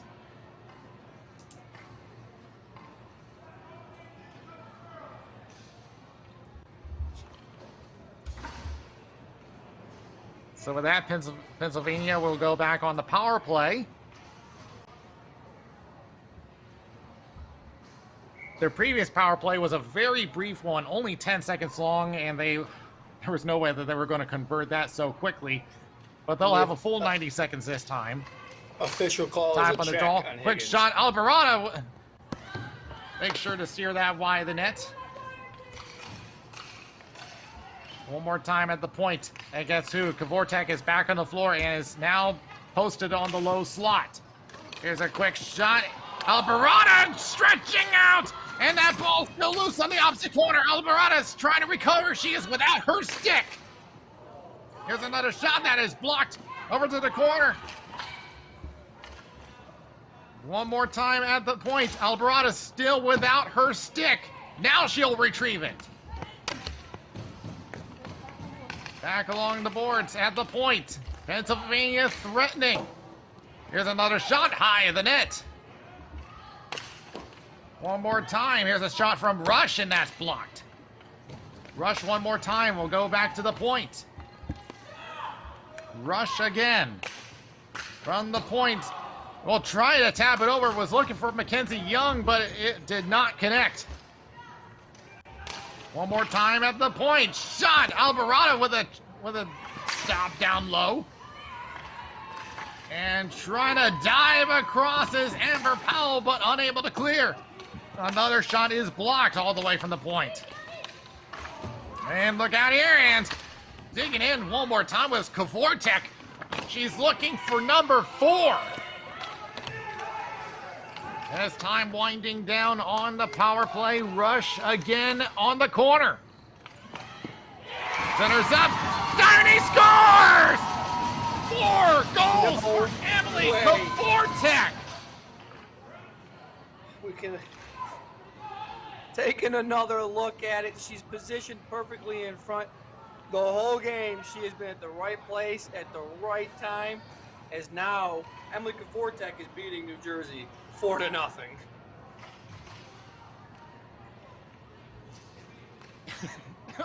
was gonna say, does she need the rest of the team? Can they just use her the whole time? Give them credit. We do gotta be fair. She's been getting beautiful assists from her teammates the whole game to set up these goals. She's just the lucky one at the right place at the right time. We've been mentioning Peyton Brenner. We've been mentioning Bish. We've been mentioning Jaras. They definitely all need credit for that. It is a team effort after all. Yeah, Jaras too. Jaras, that's her 3rd assist on that last goal, and Rush got the other assist. It looks like we're going to have a goaltending change. Now out for New Jersey is Brooke Opachowski.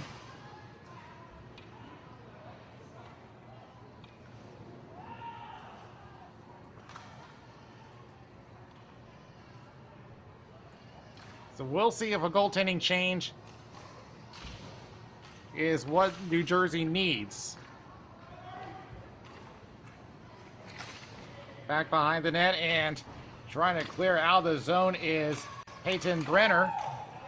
Getting tied up, and now New Jersey, had a chance there, but it's sent right back into the New Jersey zone.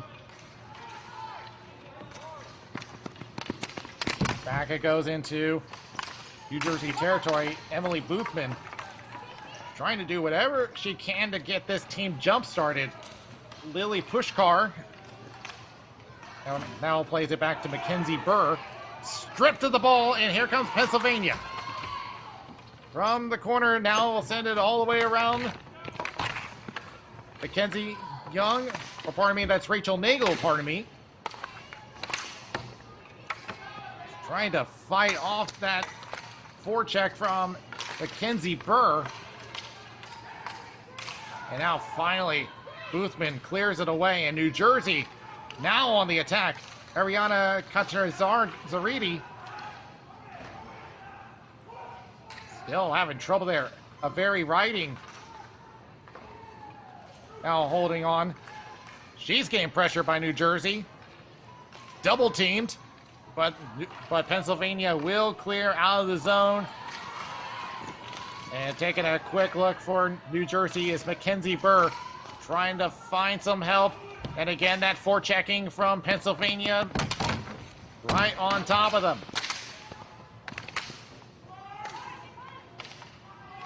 Lily Pushkar will send it up and will find Ariana Katazaridi. Katazaridi will play it around and looking for Lily Pushkar. They're getting pressure toward the center line. Pushkar again, back of the blue line. Send it back to Kylie Robb. Lily Pushkar still pressured by that back check from Pennsylvania. They're just having a hard time entering the zone. Less than 5 minutes remaining in the second period.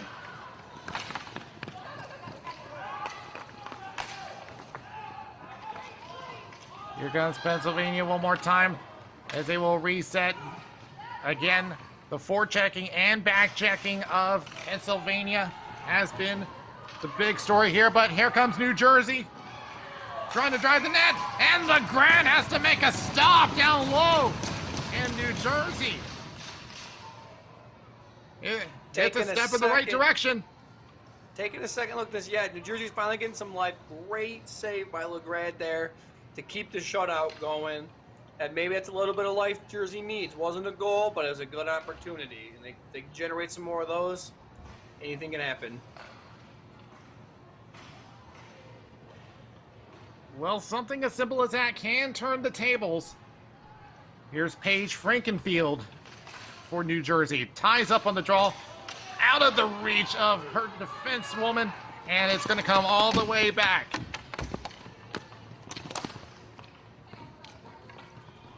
Pennsylvania once again on the attack. They have 4 goals, all belonging to Emily Kavortek. Along the boards here, there's Gabby Hiltner trying to get New Jersey jump-started. And another shot that goes into the corner. Still trying to fight their way out of it. Again, the forecheck just right on top of them. Here's Abigail Eberlein. Just sends it to the opposite corner. Kylie Robb trying to buy some time. And she will get some help from the refs who will blow the play dead, and we'll have a face-off.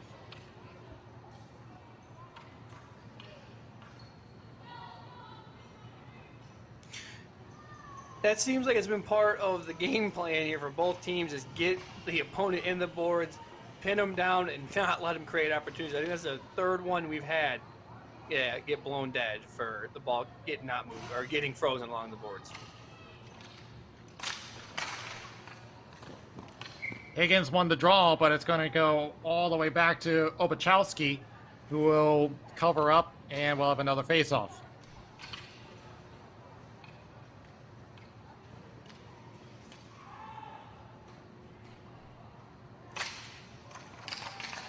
Tie up on the draw. Still looking for a winner. It will belong to New Jersey. Kelsey Robb tries to clear it down, and will find Madeline Carter. But she does get cut off the boards as Pennsylvania just, again, forechecking, back-checking. It's all over the place. Here's Madeline Carter and getting tied up with Peyton Brenner. Brenner around the boards and finds Ireland Kennedy. Attempted clear, got knocked out for a moment. Gabortek trying to break through the double team. Can't get around. There's Sophia Fiore. They'll be chipped into the New Jersey zone, but it was behind the red line, so it'll be an icing.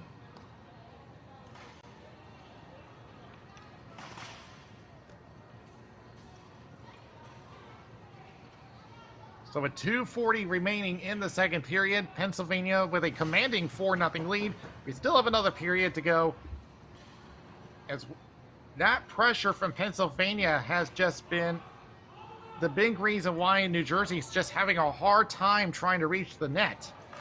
It's been suffocating, honestly. If they keep this up, I don't see much changing for the rest of this game.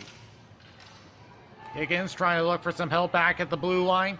Does reach Kylie Robb. Was looking for Higgins again, but she was not available. Peyton Brenner behind the net, trying to escape the double team. Now we'll drop it off to Ireland Kennedy. New Jersey still has it. Had a chance at the net, but got tied up. Kylie Robb one more time, and we'll find Madeline Carter back to the net. Shot, and LeGrand has to make a stop. Pennsylvania attempting to clear, but a good keep in at the expense of her stick. Kelsey Robb trying to keep it alive. Ace Higgins could not hold on. Swatting at it. Everyone trying to swat at it. Now it goes back to the corner. Carter getting shoved on the boards. Attempted clear. Trying to get some help from Kavortek, but that's going to go out of play, and we'll see where they place this face-off.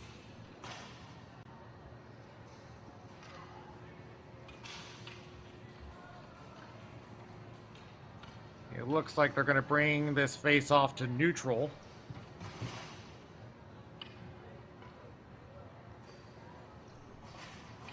Amber Powell will take the draw for New Jersey and Mackenzie Young for Pennsylvania. And that is immediately shot out of play into the safety net, and we're going to do it again.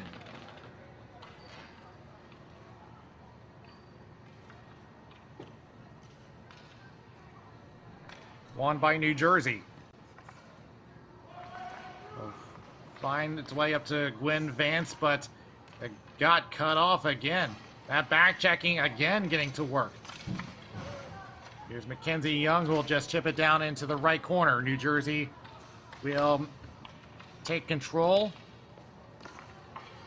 Trying to shoot its way up, and kept in by Arianis Yaras.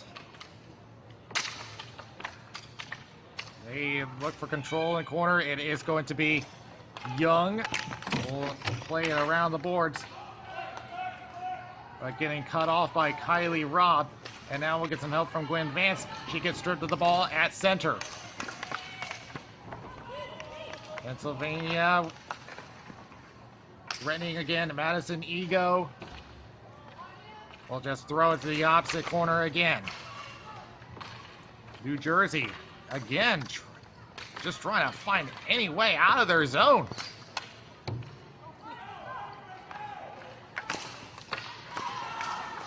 Trying to reach for Gwen Vance, but again, it's that forechecking that continues to dominate and dictate the pace of this game. Yes, the Pennsylvania defense has been holding that line beautifully. And that is going to kill down the remainder of the second period. And Pennsylvania will head into the second intermission with a 4-0 lead. Now, I know we talk a lot about Emily Kavortek and the 4 goals that she's put up for Pennsylvania.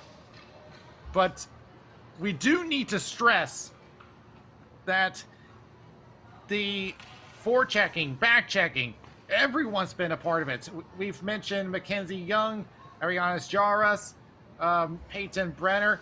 They've all been a part of this. They're just not giving New Jersey an edge here.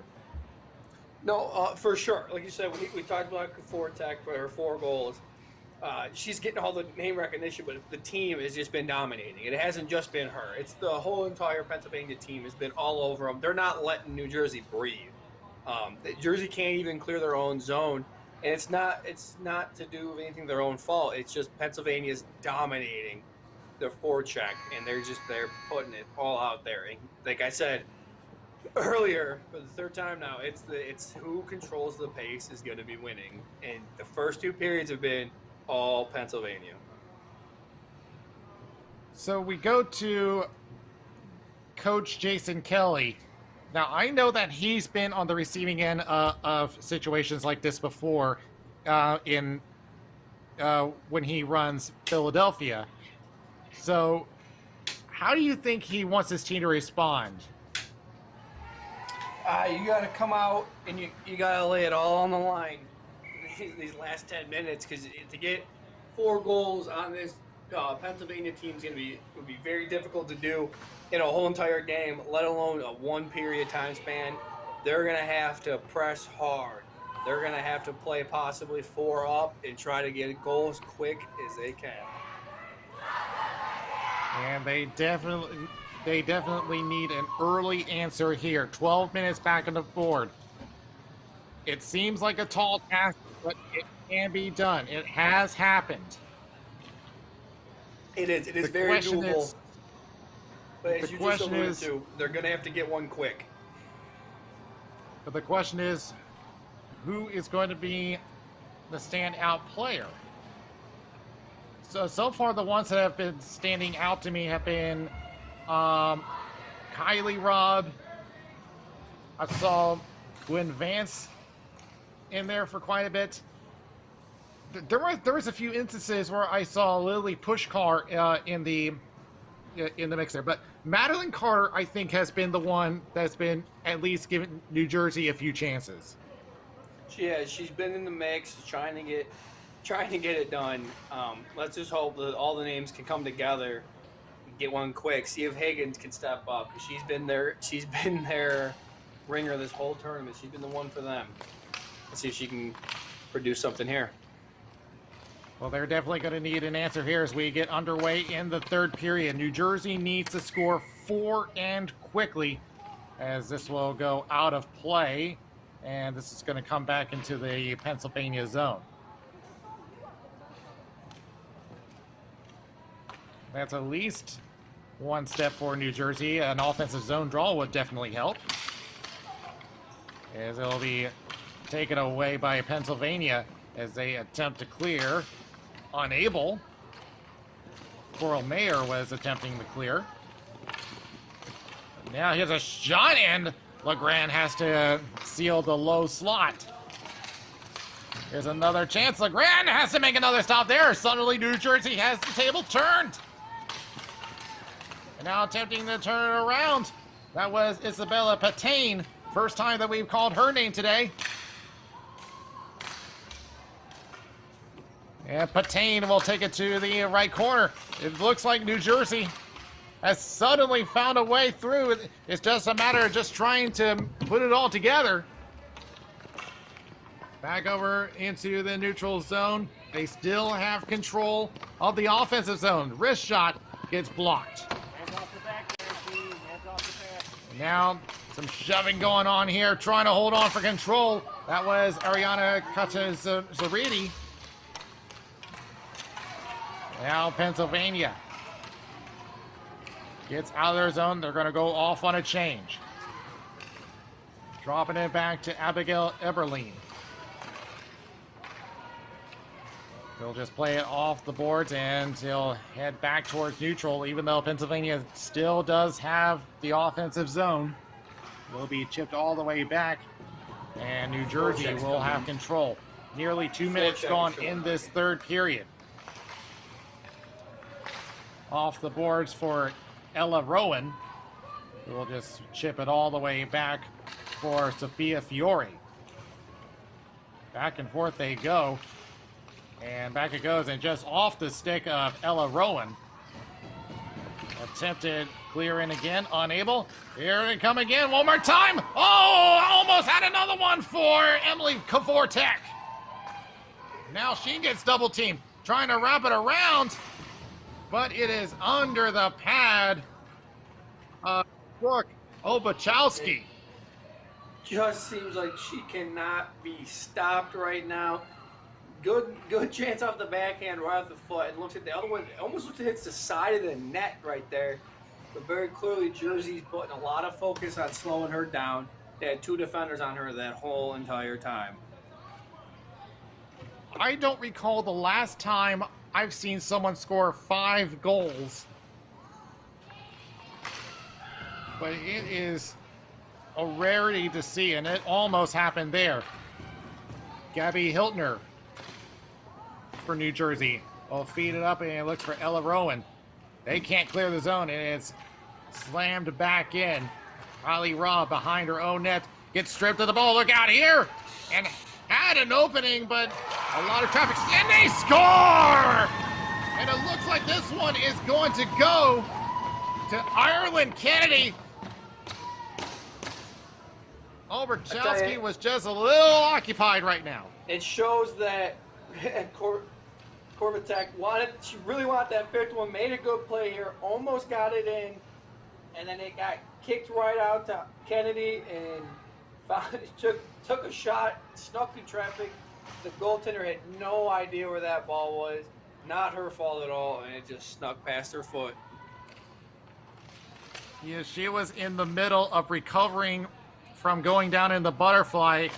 It's just one of those things, is if you can't see the ball coming, there's not much you can do. And she was a little preoccupied in getting herself reset.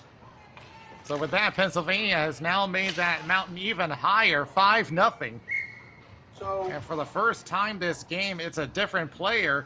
Ireland Kennedy, the first Pennsylvania player to score a game aside from Kabortek.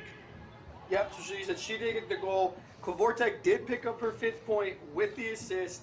And Ariana Jarvis, 4 assists on the 5 Pennsylvania goals. That is also pretty impressive.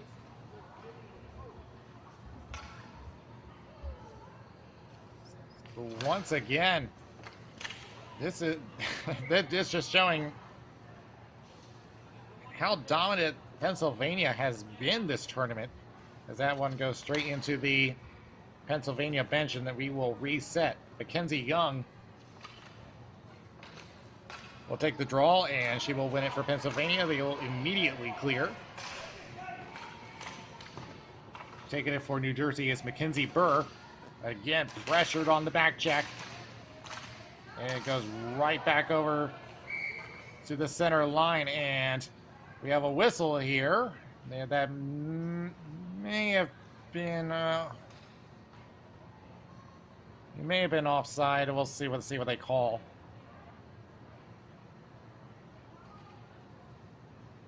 Or rather, it looks more of an issue with.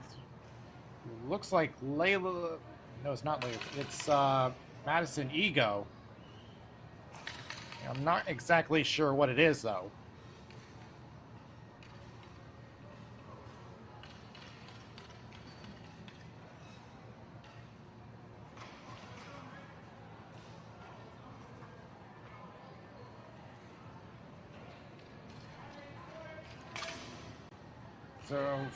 So apparently, we'll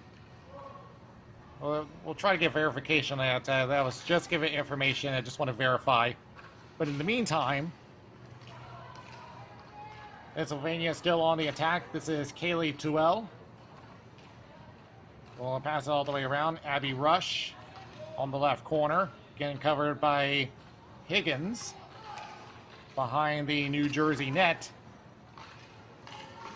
We'll try to play it around and almost gave it away to the number 72, Jenna Gray. Young one more time, tries to go back to Rush. Was swatted at a couple of times by Higgins. It'll go to the right corner. Rush one more time, getting pinned up by Mackenzie Burr. Ace Higgins will take control. Gets pressure by Kaylee Tuell. Higgins centers up and will find some help. And tries to pass to herself, but it just goes out of reach, and LeGrand will make a cover.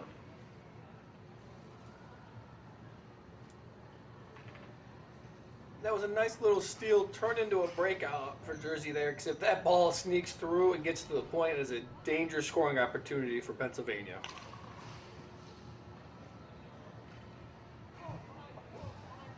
So with that,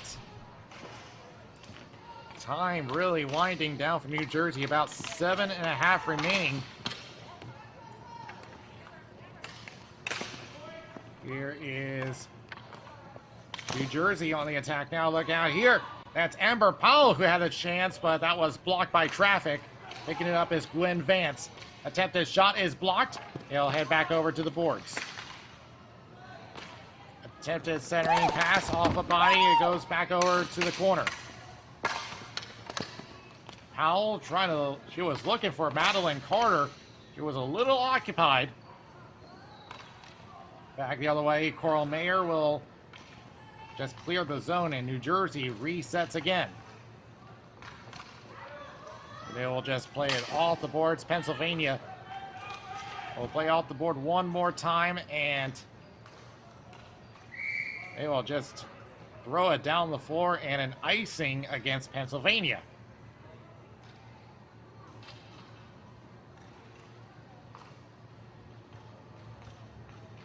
Take a good look at Ariana Jaras. Oh, sorry, I'm sorry, that's Gabby Hiltner. And I know that they have been just trying to look for the solution on figuring out Pennsylvania's forecheck and backcheck, and it has just been a mystery to them as they collide. Amber Powell took possession there. Attempted shot misfired, and it'll go back to Pennsylvania. Here's Abby Rush. We'll just throw it into the right corner, and it'll be left for Gabby Hiltner. Turned it over at center.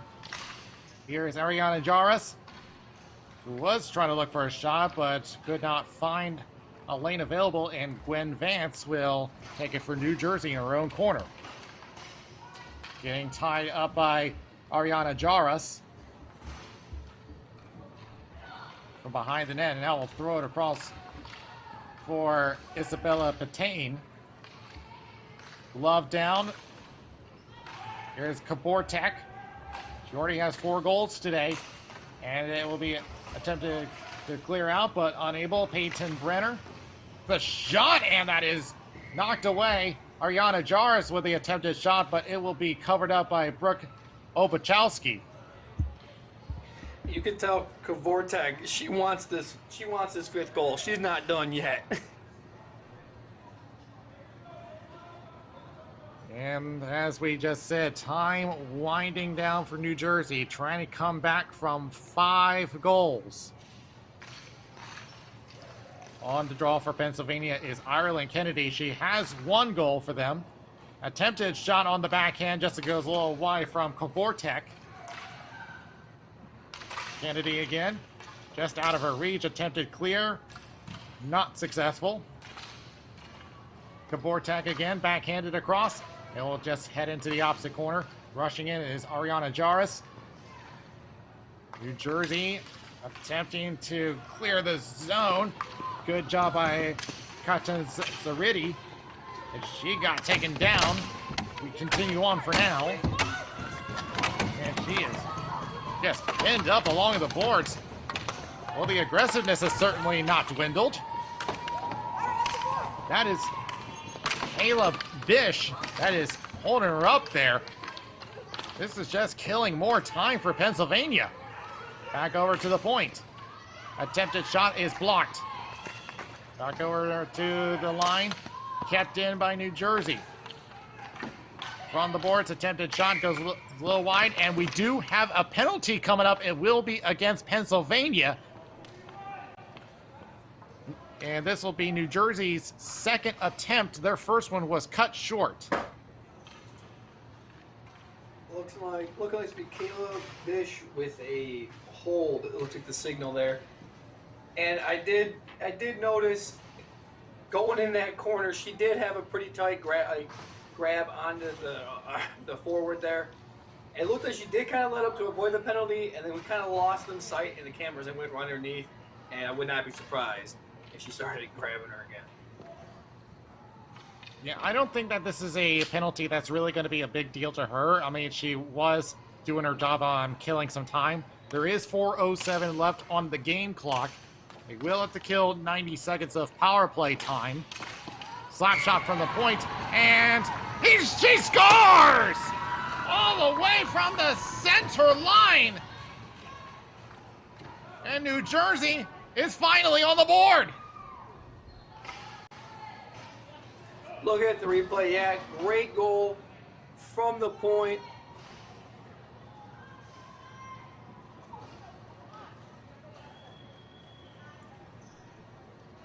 We've seen that kind of goal earlier.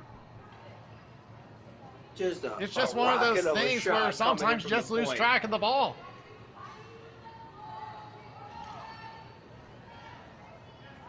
So it's a step, but there's still a long ways to go for New Jersey. Less than 4 minutes remaining.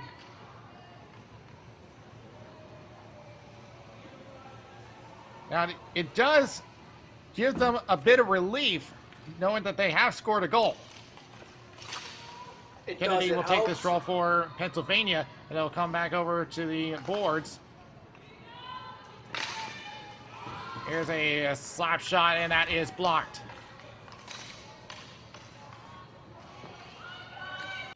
New Jersey want to add more.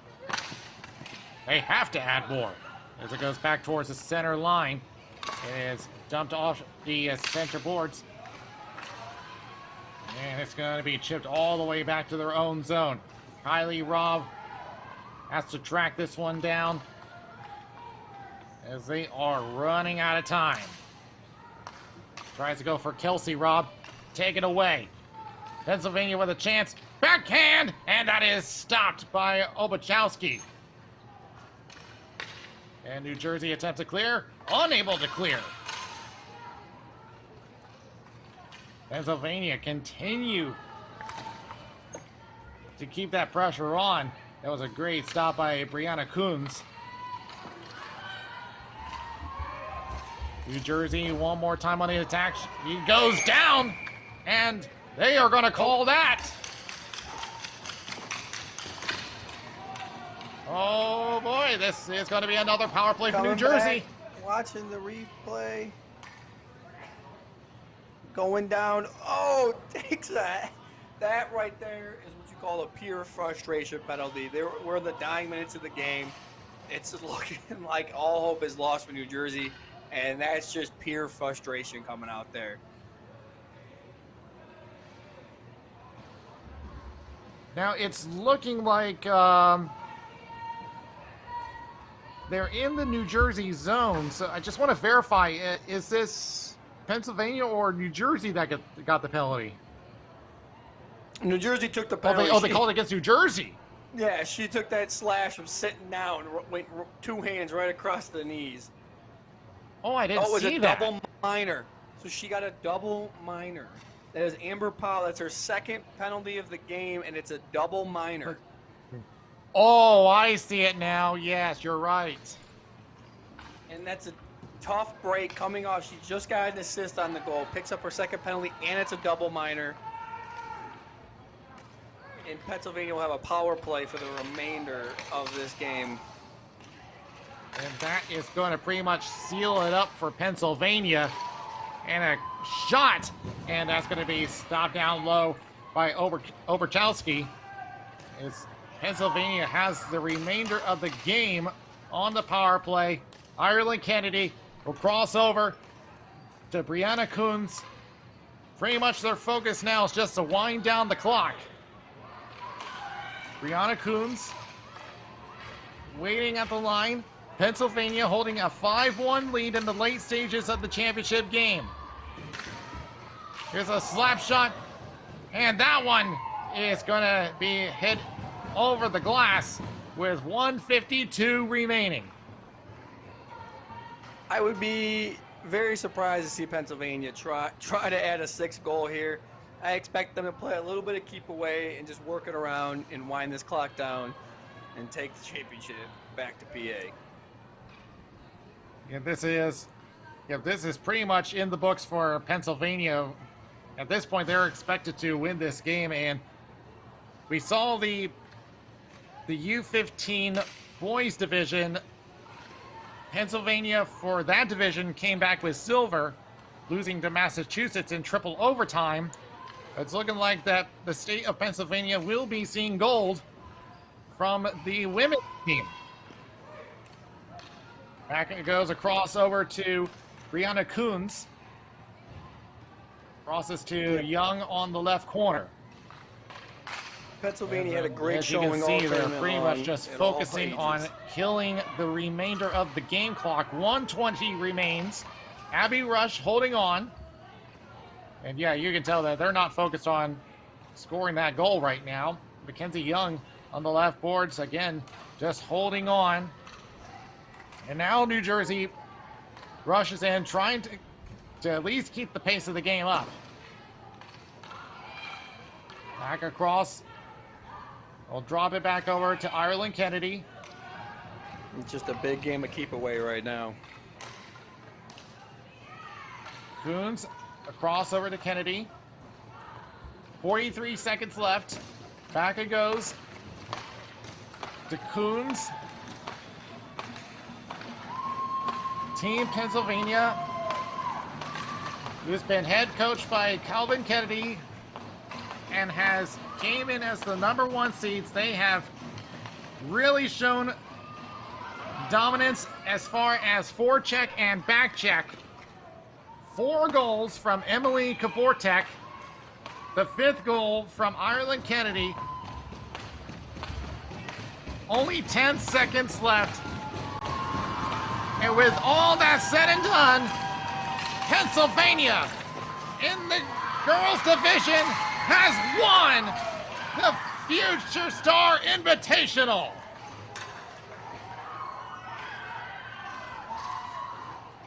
Well, congratulations to Pennsylvania. They played a great game all around from start to finish. They controlled this game. They came in, they said, this is how we're going to play the game our style. And they did that, and they won big today.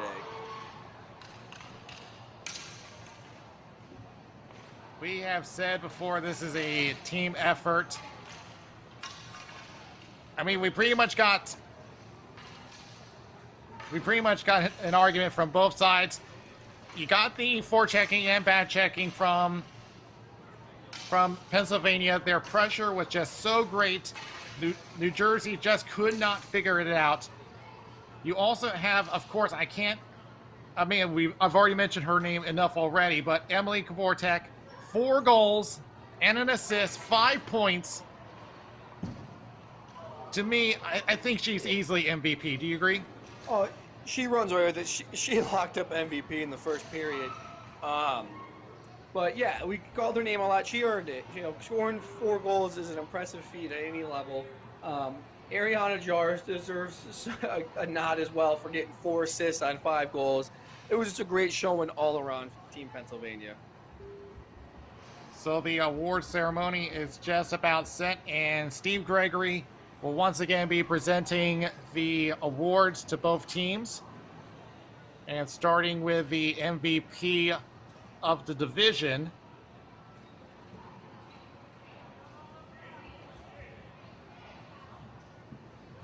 And we are just waiting for them to officially get it going.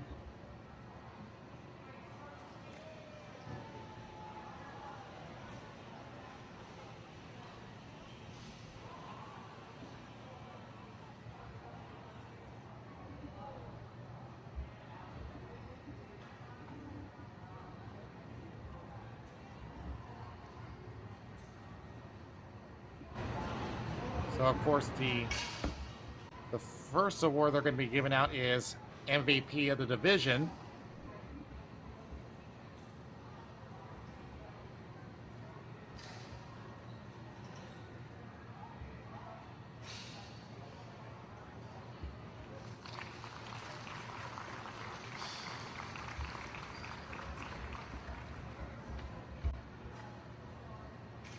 And Steve Gregory about to award it now.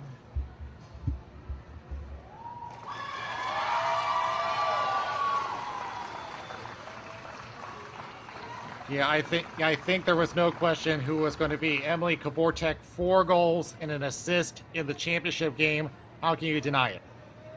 Yeah, without a doubt. She, like we said, we mentioned her name over and over again. She locked it up and had the best performance that we've seen all day from anybody. And now they're going to be handing out the medals to the teams. Coach Jason Kelly, I know that he has been facing adversity for much of his team back in the NBHL. He's worked hard to try to lead this New Jersey team. It was just a tough one to figure out for them as they award the medals. Giovanna Heller, Kaylee Arvachow, Jersey Ariana Zaridi. played a great tournament, played a great game. They just ran into a juggernaut of a Pennsylvania team that just was not going to be denied. Pennsylvania, throughout the whole tournament at all levels, in all divisions, have played great, and they have shown why they could be called the home of ball hockey right now. Of course, we mentioned Gwen Vance, Jenna Gray, Ace Higgins. They were all named MVPs in the round-robin games. Again, this was just a case where it was just a tough time trying to figure out how to get around the Pennsylvania forechecking. It's just one of those things where sometimes it's just an unbreakable code. You do everything you can, you try and change things up, and it almost worked for them in the third period. But it just wasn't enough.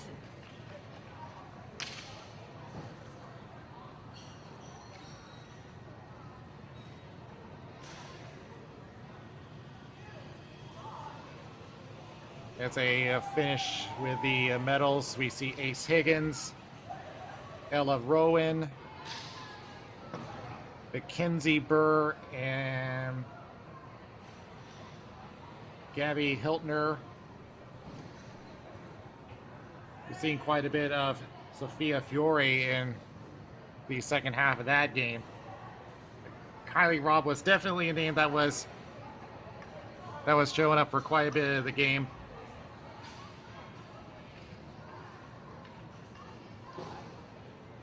And they're also giving MVP to. So they're giving the second place trophy to Team New Jersey, being accepted by Chloe Yoder.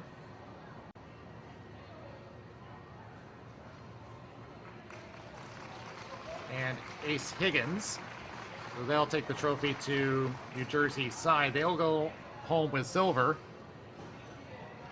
And now they'll give the gold medals to Team Pennsylvania. And Coach Calvin Kennedy, who will be giving the first medal. And that, who you saw, was Brianna Coons.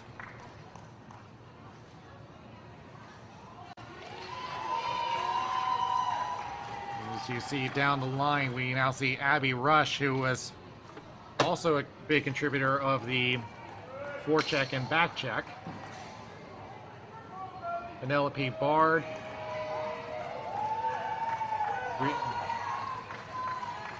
Averi Riding, who we saw quite a bit on the defense earlier today. Haley Tuell has her handshakes down the line.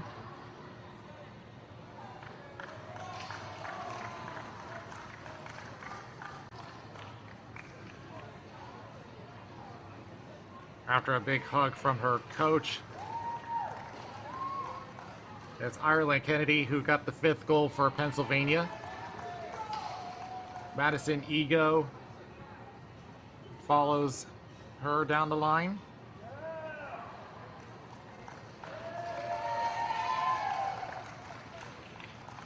Mackenzie Young has been a contributing forward to the team. And of course, Emily Kabortek, 4 goals and an assist in the championship game. Peyton Brenner.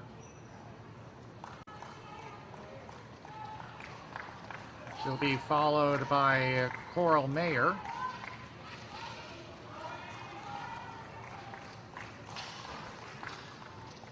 Abigail Eberlane.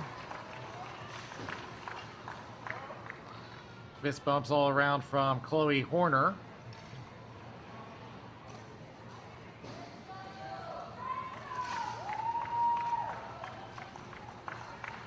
Ariana Jaras, who is definitely a big help on the offense, creating those chances. Rachel Nagel joins her in the fist bumps, and then Kayla Bish. The goaltender, Lauren Legrand. She had to make a few stops of her own. Her job made easy by the defense today. She did. She had a good game, but she didn't have to make too many saves. But when the opportunity arose, she was there every time. And Penelope Bard will accept the golden trophy for Pennsylvania. So the state of Pennsylvania will go home with both a gold and a silver. The gold in the U16 girls division, silver for the U15 boys division, and quite a contribution to everyone on the team. And there is definitely a feeling of euphoria among the team. You know who they put in the trophy? Is that a sheep?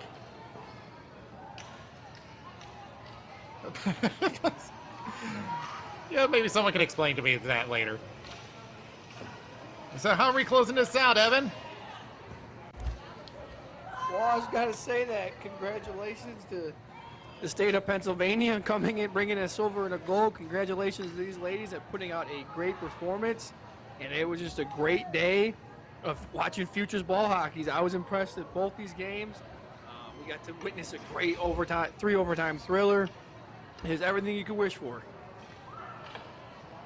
It has been a big day for both the state of Pennsylvania. Of course, New Jersey has quite a bit to be proud of how they performed in this tournament. The state of Massachusetts go home with a gold as well, back in the U15 boys division after a thrilling triple overtime win.